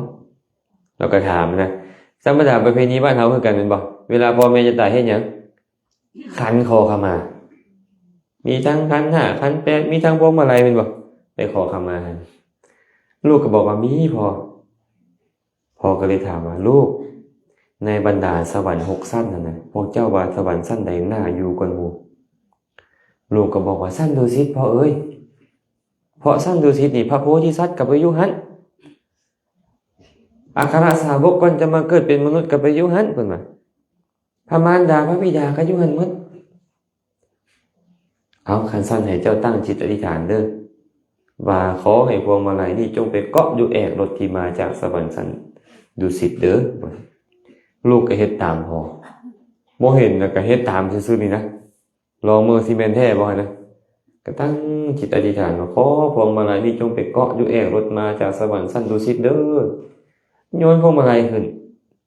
ปรากฏว่าพวงมาลัยก็ไปเกาะอยู่แอกรถของมันลอยอยู่กลางอากาศเลยพวงมาลัยเห็นบ่ลูกเอ้ยเพิ่นว่าเจ้าเชื่อบ่บัดเนี่ยว่าเทวดามาห้อมล้อมพ่อนี่ลูกเอ้ยคันเจ้าฮักพ่อต้องการอยากไปอยู่กับพ่อให้พวกเจ้าเฮ็ดเหมือนกับพ่อพาเฮ็ดนี่เด้อให้ทานรักษาศีลฟังธรรมเด้อแล้วก็อธิษฐานปีนำพ่อเว้าแล้วบ่ดนก็ขาดใจตายปุ๊บก็ปรากฏอยู่ราชรถของเทวดาที่มาจากสวรรค์ชั้นดุสิตไปสู่สวรรค์ชั้นดุสิตเลยเนาะอันนี้เป็นเรื่องที่เกิดในสมัยพุทธกาลบาดนี้มันก็เลยกลายเป็นผู้ใดก็ได้ยินได้ฟังมาไปนี่ก็เลยมักนิมนต์พระไปให้ธรรมะก่อนตายก่อนที่จะตายนะพอฟังธรรมะตอนใกล้ตายใจมันก็แซมซื่นเบิกบานนั่นบ่ตายแล้วก็ไปสวรรค์บางคนก็บรรลุมรรคผลนิพพานได้พระพุทธเจ้าก็เทศน์อยู่สอนอยู่ว่าฟังธรรมตอนใกล้ตายมีโอกาสละสังโยชน์ได้เป็นบ่ก็เลยนิยมเอาพระไปเทศน์ดนเขาตายก็ยะตายก็เอามาเทศน์คือเก่าเพิ่นว่านี่พอสิได้ไปสวรรค์โอ้ยให้คนตายฟังธรรมได้กันสุดยอดเลยเนาะบ่ได้ดอกแต่ก็ยังเฮ็ดเป็นประเพณีมาตอนนี้ล่างๆมาแล้วแม่นบ่เทศน์แล้วอันตอนยังน่ะเอาแต่ตอนตายอย่างเดียวกันประเพณีเฮ็ดมาก็จริงเด้บอกเลยมันเปลี่ยนไปเรื่อยตามเงื่อนไขของความเข้าใจของแต่ละคนบัดนี้พวกเขาเห็นแต่ว่าเคยเฮ็ดแล้วบ่ได้ไปสาวถึงความเป็นมานะว่าเป็นจังได๋ก็เลยตายแล้วเอาไปสวดบัดนี้คิดว่าสวดแล้วพี่น้องจะไปสวรรค์มันบ่แม่นสวดอันบัดนี้คนตายมันฟังบ่ได้คนเป็นนี่แหละต้องฟังบัดนี้กุศลธรรมะอกุศลธรรมะพยากตาธรรมะก็ว่าไปบ่ กุศลก็มีเด้ออกุศลก็มีอพยากตะก็มีเพิ่นก็แต่ว่าเฮาบ่เข้าใจมันเป็นภาษาบาลีแล้วมันเป็นสภาวะอภิธรรมเดี๋ยวนี้คนที่บ่ได้ใจแยกจิตความคิดเจตสิกอีหยังล่ะเข้าใจยากสินะพัดนิยมสวดไปแบบนั้นไหมธรรมะขั้นลึกซึ้งนะก็เลยกลายเป็นประเพณีว่าเอาพระไปสูตรถามว่าผู้ใดได้ล่ะคันฟังแดก็น่าจะพอได้น้อยนึงบ่เข้าใจก็ได้บุญแต่ส่วนหลายบ่ฟัง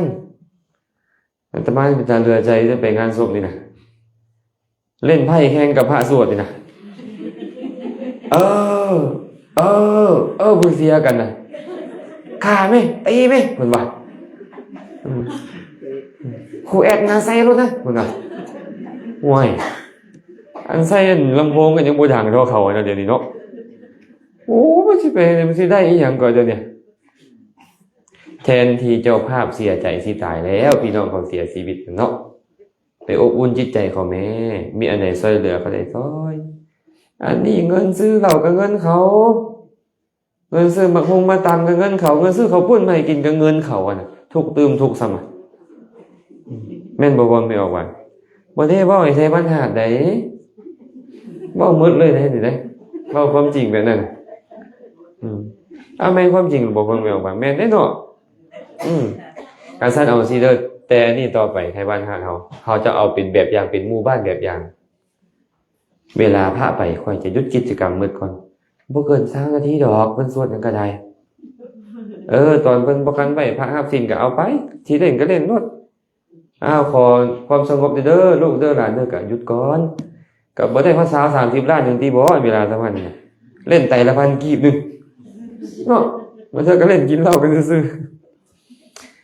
ลายไตลายไปไหนก็หยุดก่อนเคารพพระเคารพผู้ตายเคารพเจ้าของงานเขามิตรตั้งใจสมาทานศีลฟังธรรมของเขาก่อนจบแล้วต่อก็ต่อสิเล่นก็ต่อเจ้าสิไปบ่ไปก็ปะยาปานเฮ็ดแบบนี้ละได้บ่เนี่ยผู้มาก็ได้ฟังธรรมบ่เข้าใจก็ได้บุญเนาะดีกว่าหั่นเด้อล่ะนิมนต์พระไปเทศน์คันตายแล้วนะคันบ่คันตายก็แน่นอนแล้วควรเอาพระไปเทศน์หรืออย่างน้อยๆก็ให้ผู้ป่วยใกล้ตายได้ถวายทานได้เห็นพระเจ้าประสงค์จังซี่แต่คันตายแล้วก็คือเอาพระไปเทศน์และถวายทานคือในประเพณีบางหม่องบ่ฮู้ว่าบ้านเฮามีบ่คันตายบ่ฮอดเท่านี้เท่านั้นมื้อละ5เม็ดทานหาได้คันเขาตายไปเกิดเป็นเพศเจ้าสิทานก็100วันพุ่นบ่เจ้าสิเฮ็ดให้เจ้าเอา3ปีบ่ให้เขาทุกข์ทรมานอยู่หั่นเอาสมมุติว่าพี่น้องพวกเขาตายเนี่ยพี่ครับสมมุติเนาะไปทุกข์เป็นเพศอยู่เอาท่าก็อีก3ปีเดี๋ยวจะเฮ็ดบุญหาเอาสิว่ะเพราะทันไฟไหม้อยู่หิวโหยอยู่น่ะบ่อยากให้เขาพ้นไวๆว่ะอันสั้นความคิดนี่จึงบ่เป็นความคิดของพุทธเป็นความคิดของผีของพรานที่เขาแทรกเข้ามาโดยที่เขาบ่รู้ตัวและเขาดันยึดตัวเป็นของพุทธบัดนี้อันสั้นเนาะตายตอนใดปุ๊บควรถวายทานเลยนิมนต์พระเจ้าประสงค์มารับทานถวายทานแล้วกันบางบ่อนก็คอนบ่ออกป่าจะถวายทานได้พุ่นน่ะบางบ่อนมันบ่เกี่ยวดอกตายแล้วเขาไปสวรรค์ก็ไปแล้วไปนรกก็ไปแล้วตั้งแต่เขาตายพุ่นมันบ่เกี่ยวว่าเจ้าจะเอามนต์พระไปหรือบ่มนต์ไปแต่ถ้าหากเขาตายแล้วเขาไปเกิดเป็นเพศนี่นะเขาทุกข์ทรมานนี่นะหากเขาเฮ็ดบุญอุทิศเขาตอนนั้นเขาอนุโมทนาเขาก็พ้นจากทุกข์ไปได้ดีกว่าบ่หรือแนวใดคันดีกว่าเราควรเฮ็ดแบบนี้และคนฟังเทศน์จะเข้าใจเพราะบัดนี้มันบอกเจ้าของเฮือนได้ถวายทานได้บุญคนมาร่วมได้บุญได้ฟังเทศน์นำอุทิศส่วนกุศลไปผู้ตายก็ได้ครบเลยบัดนี้อันนี้ได้ประโยชน์สุดเนาะเอาแล้วคันเลิกบ่ได้อันครบอันกันก็บ่ว่ากันแต่ว่าให้มันได้แท้บางเทื่อละโอ้ยเสียเอาเที่ยวว่าเฉพาะลงก็หลายล้านเนาะแม่นบ่ซื้อลงมาเฮ็ดอันก็ได้ซื้ออีหยังจักน้ำแข็งจักเครื่องอยู่ของกินบางคนต้องได้ขายนาใส่จัดงานศพให้พี่น้องกันนะอันนี้ก็น่าเห็นใจเขานะน่าอีดูตนเจ้าของเจ้าภาพคันบ่มีว่าบ่มีทรัพย์แด่นะ เฮ้ไงดูตนเขาบ้างก็ต้องมีกะได้เดี๋ยวเนี้หาที่พันก็ห้ามใส่อะไรได้เดี๋ยวนี้อะไรบ้างพระอันก็ได้โอ้ไปกันใหญ่เลยพวกเขาบ่คุ้มค่ามันว่ะบ่ว่าโตหรอกไม่มูสิเครียดเนาะเป็นอันมาตอบครับพี่เนาะงานศพที่ดีที่สุดก็คือนิมนต์พระไปเทศแห่งเทศได้ทุกช่วงแห่งดีเพื่อบำบัดจิตใจของผู้สูญเสียให้เขาคลายทุกข์นำบุญก็เกิดขึ้นในใจเขานำเขาได้กราบไหว้พระสงฆ์ได้ถวายข้าวถวายน้ำต่างสมควรและได้อุทิศบุญนำดีอันเนี้ยนิมนต์ไปทุกสถานการณ์แห่งดีอยู่บ้านอาตมานี่จะได้2 เทื่อเศร้าเลยแต่บ่ฮู้ดอกมีแต่บอกไปให้บุญแล้วก็จบบ่ฮู้แต่ว่าไปให้บุญไปสร้างกุศลแล้วก็แล้วความจริงแล้วนิมนต์พระไปถวายทานแล้วก็ฟังธรรมและอุทิศส่วนกุศลให้ผู้ตายนั้นแล้วก็บำบัดใจคนที่สูญเสียให้คลายทุกข์ลงเด้อข้อที่2เป็นอย่างก็ข้อที่2เรื่องของการขึ้นเฮือนใหม่เฮ็ดจังได๋จังถูกต้องขึ้นเฮือนใหม่เนาะขึ้นเฮือนใหม่หรือปลุกเฮือนใหม่ขึ้นเนาะไอ้ตอนปลุกนี่ก็ฮู้แล้วแหละเนาะเอาใส่เอายังไปใส่เอานะเงินจะไหลเข้าว่าซั่นอันนี้ครับมงคลตื่นข่าวเด้ออันนี้บ่แม่นทางพุทธดอกตอนขึ้นเฮือนใหม่ที่ถูกต้องบ่เนี่ยอันนี้ขอเว้าเรื่องราวอันนึงที่ตัวเองประสบมามื้อนั้นก็นิมนต์ไปเทศขึ้นเฮือนใหม่ก็ไปประมาณ20 ปลายองค์นี่ว่าตอนนั้นน่ะที่ปลายไป20 ปลายนี่แหละเทศเอาว่าเทศเรื่องมงคลนี่นะเทศแล้วสนทนาธรรมก็ถามเรื่องมงคลนั่นแหละอันพอไม่ออกก็ได้เจ้าของเฮือนน่ะเทศจบปึ๊บนิมนต์อาจารย์ใส่ซอยห้องนี้เด้อก็ได้นะก็ได้อาตมาก็นอนแล้วเนาะพักผ่อนถึงเฮือนใหม่เพิ่นนะประมาณตี 3นี่แหละอยู่แม่นเสียงอีหยังวะตั้งใจฟังเฮือนดีเฮือนร่ำเฮือนรวยเฮือนเฮงเฮือนปังอีหยังก็ว่าไปสิน่ะโอ้ยเทศบ่าคันมันรวยซ้ำคนเว้าเลยนะไปสืบข่าวเบิ่งรวยเบิดแล้วบ่อนครอบครัวผู้เว้าหั่นน่ะพี่น้องผู้เว้าหั่นน่ะเลยยังทุกข์อยู่คันดีไปนั่นเขาบ่มาเฮ็ดให้พวกเจ้าดอกก็เฮ็ดให้ครอบครัวพี่น้องป้องไปเขาก่อนแล้วแม่นความอาตมาบ่คันพี่น้องเขายังทุกข์อยู่เดี๋ยวพาเสื้อเขาอย่าทานงอนก็เว้าเด้บ่แม่นแต่อาตมาเว้าเด้อย่าทานงอนก็เคยเว้าเด้อันเครื่องรางของขลังอีหยังอย่างใดอย่างหนึ่งขนาดเมตตามหานิยมค้าขายร่ำรวยให้สู้ไปถามเบิ่งพี่น้องมันก่อนเพิ่นว่าพี่น้องมันรวยเบิดแล้วบ่คันบ่รวยจะไปซื้อหัวมันบ่มีดอกเขาสิมาฮักเฮาหลายกว่าพี่น้องป้องปายเขานะญาติโยมอันนี้เราเอามากพร้าวไปซบสีทองบอกพร้าวทองคำเพิ่นว่าเอาขี้ดินจี้ไปซุบซีเงินแบบก้อนเงินก้อนคำเพิ่นก็ว่าที่ไหนอันนี้ความเชื่อของพวกเฮาเนาะแล้วก็ไปแห่กันไปเงินนี่ดีเงินนี่ร่ำเงินนี่รวยอย่าทานก่อนเพิ่นก็เว้าเลยเฮานี่ชาวพุทธเด็กน้อยเพิ่นเป็นจังได๋ชาวพุทธเด็กน้อยเล่นเงินน้อยเด็กน้อยเนาะสมมุติข่อยเป็นพ่อสมมุติเจ้าเป็นแม่เด้อสมมุติเจ้าเป็นคนรวยเศรษฐีเด้อสมมุติอันนี้เป็นรถไฟเด้อสมมุติเอาทั้งหมดเป็นเด็กน้อยเล่นเงินน้อยนะเฮาก็กำลังเป็นเหมือนเด็กน้อยเอาขี้ดินจี้ไปซุบสีทองบอกก้อนทองเอาขี้ดินจี้ไปซุบสีเงินบอกก้อนเงินเอาไหไปใส่40ซุบสีทองบอกไหคำเพิ่นว่าตายในป่านลำเรื่องเอาซื่อๆนะเดี๋ยวนี้แม่นบ่อันนี้ขออภัยซื่อๆผู้ใดก็ยากอันผ่านมาแล้วบ่เป็นหยังดอกกำลังจะชี้ให้เห็นว่ามันบ่แม่นพุทธเฮาเป็นพุทธเฮาต้องฟังว่าพุทธเป็นจังได๋บัดนี้เนาะอันนี้เพิ่นก็เฮ็ดอยู่เสียคายให้อีตาพามบ่เป็นไงเด้น่ะหลายล้านเด้น่ะพาเรามาอ้อยางอ้อมเฮือน3 รอบนึงบัดพระเทศเอาว่าบ่ได้ขายจักกีบบ่ได้ทำเงินได้เนาะก็เลยบ่ได้ขายบัดนี้อันนี้เว้าคือพื้นสู่ฟังมาแบบนี้เป็นหยังเอิ้นว่าอุบาสกผู้ต่ำทรามพระพุทธเจ้าบอกอุบาสกผู้เชื่อถือมงคลตื่นข่าวเป็นอุบาสกผู้ต่ำทรามเจ้าตื่นข่าวได้น่ะ เจ้าคิดว่าเฮ็ดแบบนี้เราจะเจริญร่ำรวยมั่งคั่งบ่มีทางบุญบ่ส่งผลบ่มีทางเนาะแต่การเฮ็ดแบบพระอริยเจ้าเด้บ่เนี่ยสมัยพุทธกาลอันนี้บ่ขอเว้าผู้อื่นเว้าพระพุทธเจ้าเลยในสมัยก่อนพระสัมมาสัมพุทธเจ้าประทับอยู่นิโคธารามกรุงกบิลพัสพี่น้องของพระองค์พระเจ้าสากยะนะไปสร้างหอโฮงประชุมมันน่ะสร้างหอบักย้อยเลยแล้วพอดียังบ่ให้ผู้ใดไปพักไปพรเถื่อตัวเองก็บ่ไปอยู่อาศัยเถื่อสมณพราหมณ์เล่าได้ก็บ่ให้ไปอยู่อาศัยเถื่อก็เลยมาประชุมกันท่านทั้งหลาย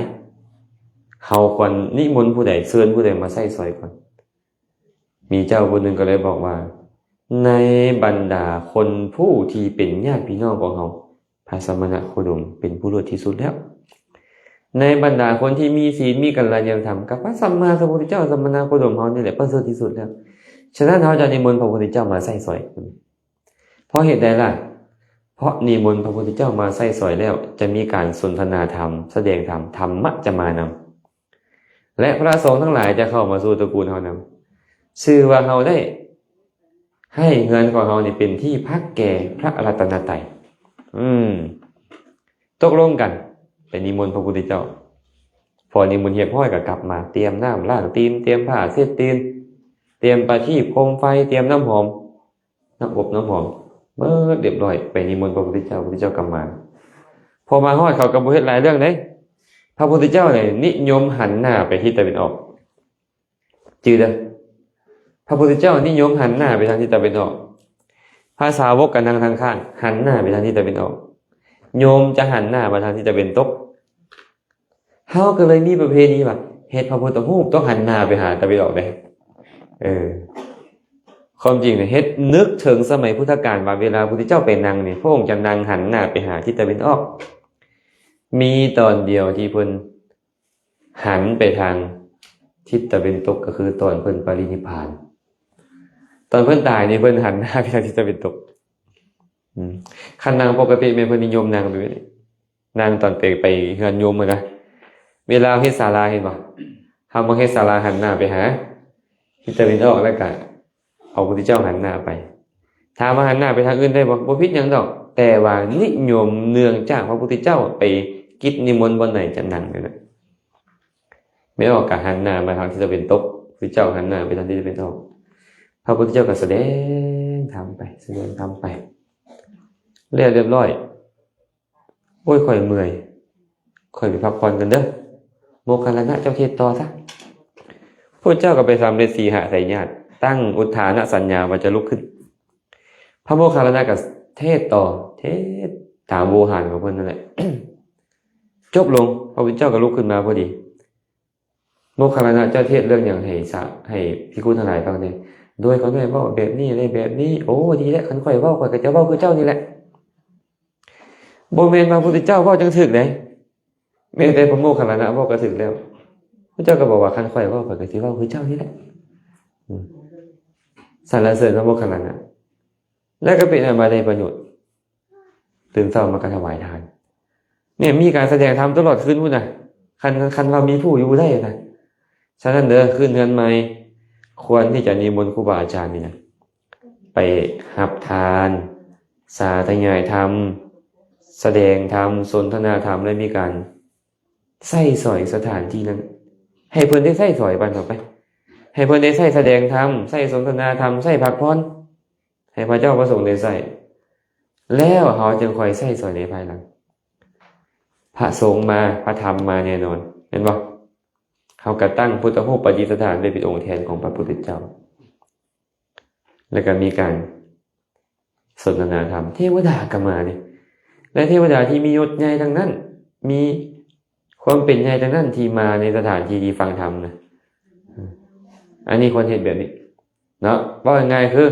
ควรนิมนต์พระมาใส่สอยก่อนบ่ให้ใส่สอยล่ะเด้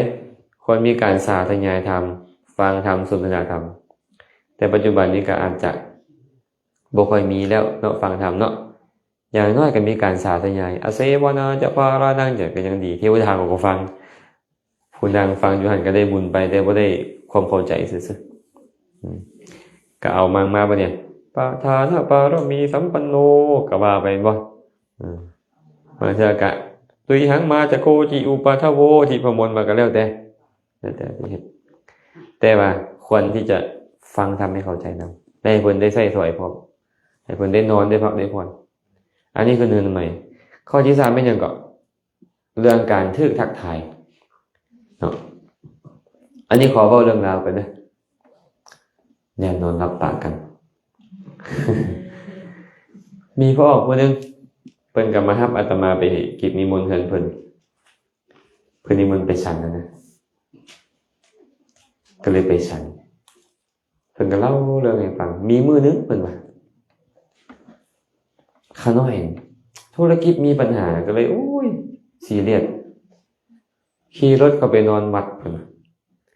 แล้วขี่รถเข้าไปวัดอยู่ต้นไม้โหมๆเนาะก็เปิดกระจกรถลงแล้วก็นอนทีนะบางวันอยู่วัดมันจะสบายใจครูบาคนนึงเพิ่นย่างกายไปเห็นพ่อนอนอยู่ไปเคาะประตูโอ้พ่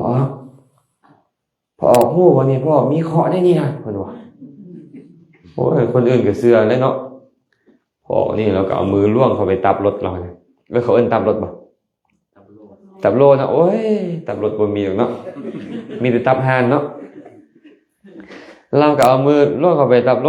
ยกปืนออกมาเจ้าฮู้แล้วบ่ว่าเจ้ามีเคาะมื้อนี้นะเราแล่นไปพระก็ได้พระก็แล่นหนีเลย ไปช่วงมูมีเคาะว่าสั่นบ่ได้เบิ่งตัวเองว่าตัวเองก็มีเคาะที่ถึงปืนแล้วนะแล่นบักใหญ่เลยเราก็เลยบ่ว่าสิฟังอันนี้เราสุภาพไม่ออกฟังมาครูบาอาจารย์เนี่ยก็เป็นมิจฉาชีพผู้หนึ่งเด้ถ้าหากว่าพวกเขาบ่ทวงทันเพิ่นนะอาตมาเคยสังเกตครูบาอาจารย์บางองค์อันนี้บ่ขอเว้าชื่อเพิ่นแล้วก็บ่ขอบอกสถานที่มักทวงญาติโยมเพิ่นเห็นญาติโยมปุ๊บโอ้ไม่ออกเอ้ยมีผีเด็กน้อยนำเจ้าได้ดิไอ้คนมันจิตใจอ่อนแออยู่แล้วครับธุรกิจหรือเรื่องราวครอบครัวมีปัญหาเนี่ยมันก็ใจอ่อนไหวก็เชื่อแล้วบ่เนาะโอ้ยเขาน้อยเฮ็ดได้อาจารย์ช่วยเขาน้อยได้ทอนให้เจ้าไปเฮ็ดแบบนี้เฮ็ดแบบนั้นเด้อก็แล้วแต่เพิ่นอยากให้เฮ็ดบัดนี้เพราะโยมนี่กลายเป็นเหยื่อแล้วบางเทื่อท่วงไปนิดเด้บอกใส่คำไว้ไม่ออกผีเด็กน้อยนำเจ้ามาเนี่ยเจ้าเคยทำแท้งได้นี่โอ้ยแม่นแท้เขาน้อยให้ผู้มันเคยเฮ็ดเป็นบ่โอ้ยถึกแท้ถึกว่าเพิ่นบ่อันนี้ผู้บ่เคยเฮ็ดได้บ่เนี่ยไม่ออกเจ้าเคยทำแท้งเป็นบ่บ่นะเขาน้อยบ่เคยทำแท้งนะแต่ชาติแล้วพุ่นน่ะโอ้โหตายเลยบ่เนี่ยมันสิไปเห็นเนาะก็ได้เสื้อเป็นบ่ล่ะนี่มันบ่ถึกกันนึงก็ถึกไอ้พระนี่อย่างนั้นพระแห่งเป็นที่เคารพนับถือของคนอยู่แล้วคนที่มีศรัทธาแต่บ่ค่อยได้ฟังธรรมบ่ค่อยมีสุตตะบ่ค่อยมีปัญญาแห่งพร้อมที่จะเชื่อพระอยู่นะหมอดูธรรมดาก็บ่แห่งแล้วหมอดูที่เป็นพระนี่แห่งโหดเลยนะโยมมันตัวโยมบ่ธรรมดาอาตมาก็เลยเว้านี่ขออภัยเด้ออย่าเครียดกันเด้อพ่อแม่เจ้านะเลี้ยงเจ้ามาตั้งแต่อยู่ในท้องเกิดมาแล้วโอ้ยเอาอกเอาใจใส่ใจเจ้าหมดยิหินบ่ให้ใจให้บ่ให้ตอมสั่งสอนแนะนำเจ้าบ่ยอมเชื่อเพิ่นบาดหมอดูท้องเจ้าบ่เดี๋ยวเจ้าเชื่อเพิ่นน่ะเดี๋ยวนี้น่ะเจ้าสลาดเลยเจ้าปึกเดี๋ยวนี้น่ะเรียกว่าแม่นขอบันดามาว่าพ่อแม่เลี้ยงดูบ่เชื่อฮักเจ้าสุดแล้วบ่มีผู้ใดฮักเท่าพ่อแม่เจ้าฮักเจ้าดอกแต่เจ้าบ่เชื่อถอยฟังคำเพิ่นบาดหมอดูท่วงบาดเดียวขายเงินเจ้าก็ขายนาเจ้าก็ขายรถก็ขายเห็นบอกเป็นขนาดนั้นเลยเด้แต่ว่าผู้บาอาจารย์พระองค์ก็ดีอยู่สินะท่วงเขาเจ้าปุ๊บไม่ออกต้องไปรักษาศีลเด้อ9 มื้อเด้อไปบวช9 วัดเด้อใครอันเนี้ยมีไม่ออกผู้นึงอันนี้ก็บ่ขอเว้าซื้อเพิ่นอาจจะฟังอยู่ก็ได้ตอนนี้ถึงหมอดูหลอกเจ้าต้องไปรักษาศีลอุโบสถ9 มื้อเลยเพิ่นว่าโอ้ยลาพักบ่ได้บ่จัก7 มื้อได้บ่7ก็ได้ไปบ่ถึกบ่นี่ไปวัดป่านาคามเนาะว่าสิไปสะเดาะเคราะห์อยู่วัดป่านาคามบวชสะเดาะเคราะห์อาตมาก็เทศแล้วเนาะเทศแล้วเทศอีกเทศได้อีกที่หมดเดี๋ยวนี้บ่สนแล้วคำหมอดูนะ เข้าใจธรรมะแล้วบัดนี้โอ้ยมันหายใจเฮาบ่เข้มแข็งเฮาบ่เชื่อกรรมบ่เชื่อผลของกรรมเดี๋ยวนี้เฮาตื่นข่าวเดี๋ยวนี้น่ะคันเฮาเชื่อกรรมเชื่อผลของกรรมแล้วน่ะอย่าว่าแต่เฮาเลยอันพบเคราะห์นี่พระพุทธเจ้าก็พบเคราะห์ไอ้คำว่าเคราะห์นี่เป็นชื่อของบาปเก่ามันส่งผลพระพุทธเจ้าถือเขาจ้างให้ไปฆ่าบอกเลย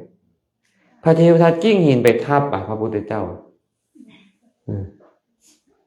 เขาด่าอยู่7 มื้อพุ่นน่ะเขาจ้างคนกันไปด่ามีออกไปก้าวตัวเพิ่นว่ามีลูกนำเพิ่นพร้อมมีคนไปก้าวตัวเพิ่นว่าข่มขืนเขาเจ้าแล้วไปฝังไว้ใกล้วัดนั่นพร้อมเป็นหยังคือเป็นฮอดปานนั้นพระพุทธเจ้าบ่ฮู้บ่พระพุทธเจ้าว่าตัวเองมีเคราะห์น่ะฮู้หมดแต่ว่าค่อยต้องยอมรับความจริงเพราะมันบ่มีอีหยังจะมาเปลี่ยนแปลงมันได้กรรมเนี่ยมันยุติธรรมผู้ใดก็ตามเฮ็ดชั่วเอาไว้ต้องทรงผลชั่วผู้ใดก็ตามเฮ็ดดีเอาไว้ต้องทรงผลดีอดีตได้เฮ็ดนั่นน่ะบ่แม่นโอ้ยเฮ็ดดีปัจจุบันเอาที่เอาว่าคือบ่ดีคั่นน่ะปัจจุบันได้มันจะส่งผลในอนาคตเฮ็ดชั่วเอาที่เอาว่ามันก็ยังบ่ส่งผลเพราะมันจะส่งผลในอนาคตแต่ตอนนี้เฮาได้ดีมีสุขอยู่บุญเก่ามันได้โอกาสส่งผลเฮาประสบทุกข์อยู่กับกรรมเก่ากรรมชั่วเก่ามันได้โอกาสส่งผลหมอบ่ได้ช่วยหยังเฮาดอกเนี่ยแห่งลายมือนี่เปลี่ยนอยู่ตลอดเลยเจ้าเฮ็ดบุญเปลี่ยนหลุดลายมือก็ได้เจ้าเฮ็ดชั่วมันก็เปลี่ยนคือกันลายมือนี่ก็มันเปลี่ยนอยู่ตลอดเลยไปเบิ่งลายมือนี่ก็ได้คันซั่นเฮาจะไปงมงายขนาดนั้นคนพุทธแปลว่าคนตื่นหู้เบิกบานบ่งมงายแล้วต้องเข้าใจว่าครูบาอาจารย์เพิ่นก็บ่ได้ศึกษาบ่ได้เรียนรู้ธรรมะเพิ่นก็เฮ็ดได้แบบนี้แหละเพื่อเลี้ยงชีพเพิ่นดำเนินชีพให้คนเข้ามาหาเพิ่นพ่อไม่ออกเคยฟังเรื่องสันไสปริภาชกบ่อาจารย์ของพระสารีบุตรพระโมคคัลลานะนี่สอนพระสารีบุตรพระโมคคัลลานะจนจบลัทธิของเพิ่นพระโมคคัลลานะกับพระสารีบุตรบอกว่าบ่มีสาระลัทธิอาจารย์ไปหาบนใหม่ไปฟังธรรมจากพระสัชชิบรรลุเป็นพระโสดาบันมาบอกให้พระโมคคัลลานะพระโมคคัลลานะกับบรรลุโสดาบันเห็นแล้วว่าพระพุทธเจ้านี่แหละคือผู้ชี้ทางอย่างแท้จริงลัทธิของอาจารย์เขาเร็วเปล่ากลับไปหาอาจารย์พระพุทธเจ้าอุบัติขึ้นในโลกแล้วทางเดินไปสู่นิพพานเพิ่นบอกแล้วลัทธิของอาจารย์เร็วเปล่าขนาดไปเขาไปหาพระพุทธเจ้านำกันสันไสปริภาชกก็เลยถามว่าอาวุโสพวกเจ้าว่าคนโง่กับคนฉลาดอันใดหลายก่อนเราว่าเราถามมันลูกศิษย์แล้วนะพระสารีบุตรกับพระโมคคัลลานะบอกว่าก็คนโง่แหละหลายก่อนนะอาจารย์คนฉลาดนี่น้อยว่าซั่นคันซั่นคนฉลาดจงไปหาพระสัมมณโคดมไปหาพุทธะซะคนฉลาดเดี๋ยวคนโง่มันจะมาหาข่อยเองทั้งที่เขาฮู้แล้วว่ามันบ่ถูกอ่ะของเขานี่นะแต่เป็นอุบายหลอกคนโง่คันเฮาไปเฮาก็สิถึกเหยื่อเขาหลอกอาตมาบ่ได้ว่าพวกเฮาโง่เด้เหยื่อเป็นเหยื่อของเขาเนาะคันสั้นเนาะเขาก็ต้องได้ระวังตัวนี้บางเทื่อมันถึกแท้ๆเด้ก็มีบางเทื่อนะมันถึกก็คือมันฟุกนะมันดันเป็นลักษณะคล้ายๆนั่นดีๆทีนึงเนาะอันนี้ก็บอกไปนี่แหละถึกท่วงถึกหยังกะยาให้เฮานึกอยู่เสมอว่าเฮ็ดกรรมดีส่งผลดีเฮ็ดกรรมชั่วส่งผลชั่วบ่มีผู้ใดจะเปลี่ยนแปลงผลได้เจ้าปลูกต้นหมากม่วงไว้เจ้าอยากกินหมากกล้วยเง่ามันเป็นไปได้บ่เนี่ยเคยเห็นบ่ต้นม่วงออกผลเป็นหมากกล้วยเง่าเคยเห็นบ่มีไปปลูกข้าวรอเป็นทั่วมีบ่มีชั้นใดก็ชั้นนั้นเฮ็ดดีส่งผลดีเฮ็ดชั่วส่งผลชั่วเปลี่ยนบ่ได้จังได๋เนาะตอบ3คำถามของมันพอแล้วบ่ดึกแล้วบ่เนาะถามน้อยเดียวแล้วตอบโดนเราใช้เอามาบัตรซื้อเลขกันนะซื้อโดยเดียวจะได้หลายฟังธรรมเนาะคือต่างกันแค่นี้ก็คงจะพอสมควรแล้วแหละเนาะก็ขอจบการกล่าวสนทนาปราศัยธรรมะเท่านี้ก่อนขออนุโมทนาบุญนำญาติธรรมบ้านฮาดเมืองหินบูนเมื่อสุขุสุคนและกันญาติธรรมบ้านใกล้เงินเคียงมาได้หลายบ่หลายทีที่มาพร้อมกันไหว้พระสมทานศีลฟังธรรมสาธยายธรรมและกัน สนทนาธรรมในครั้งนี้ขอให้บุญนี้จงเป็นปัจจัยอำนวยไว้ใส่ให้ทุกคนทุกท่านจงได้ประสบพบเจอแต่ความสุขปราศจากทุกข์ทั้งปวงหากปรารถนาสิ่งหนึ่งประการใดอันเป็นไปในทางที่ชอบประกอบโดยธรรมแล้วก็ขอให้ความปรารถนาของทุกคนทุกท่านจงสำเร็จเถิด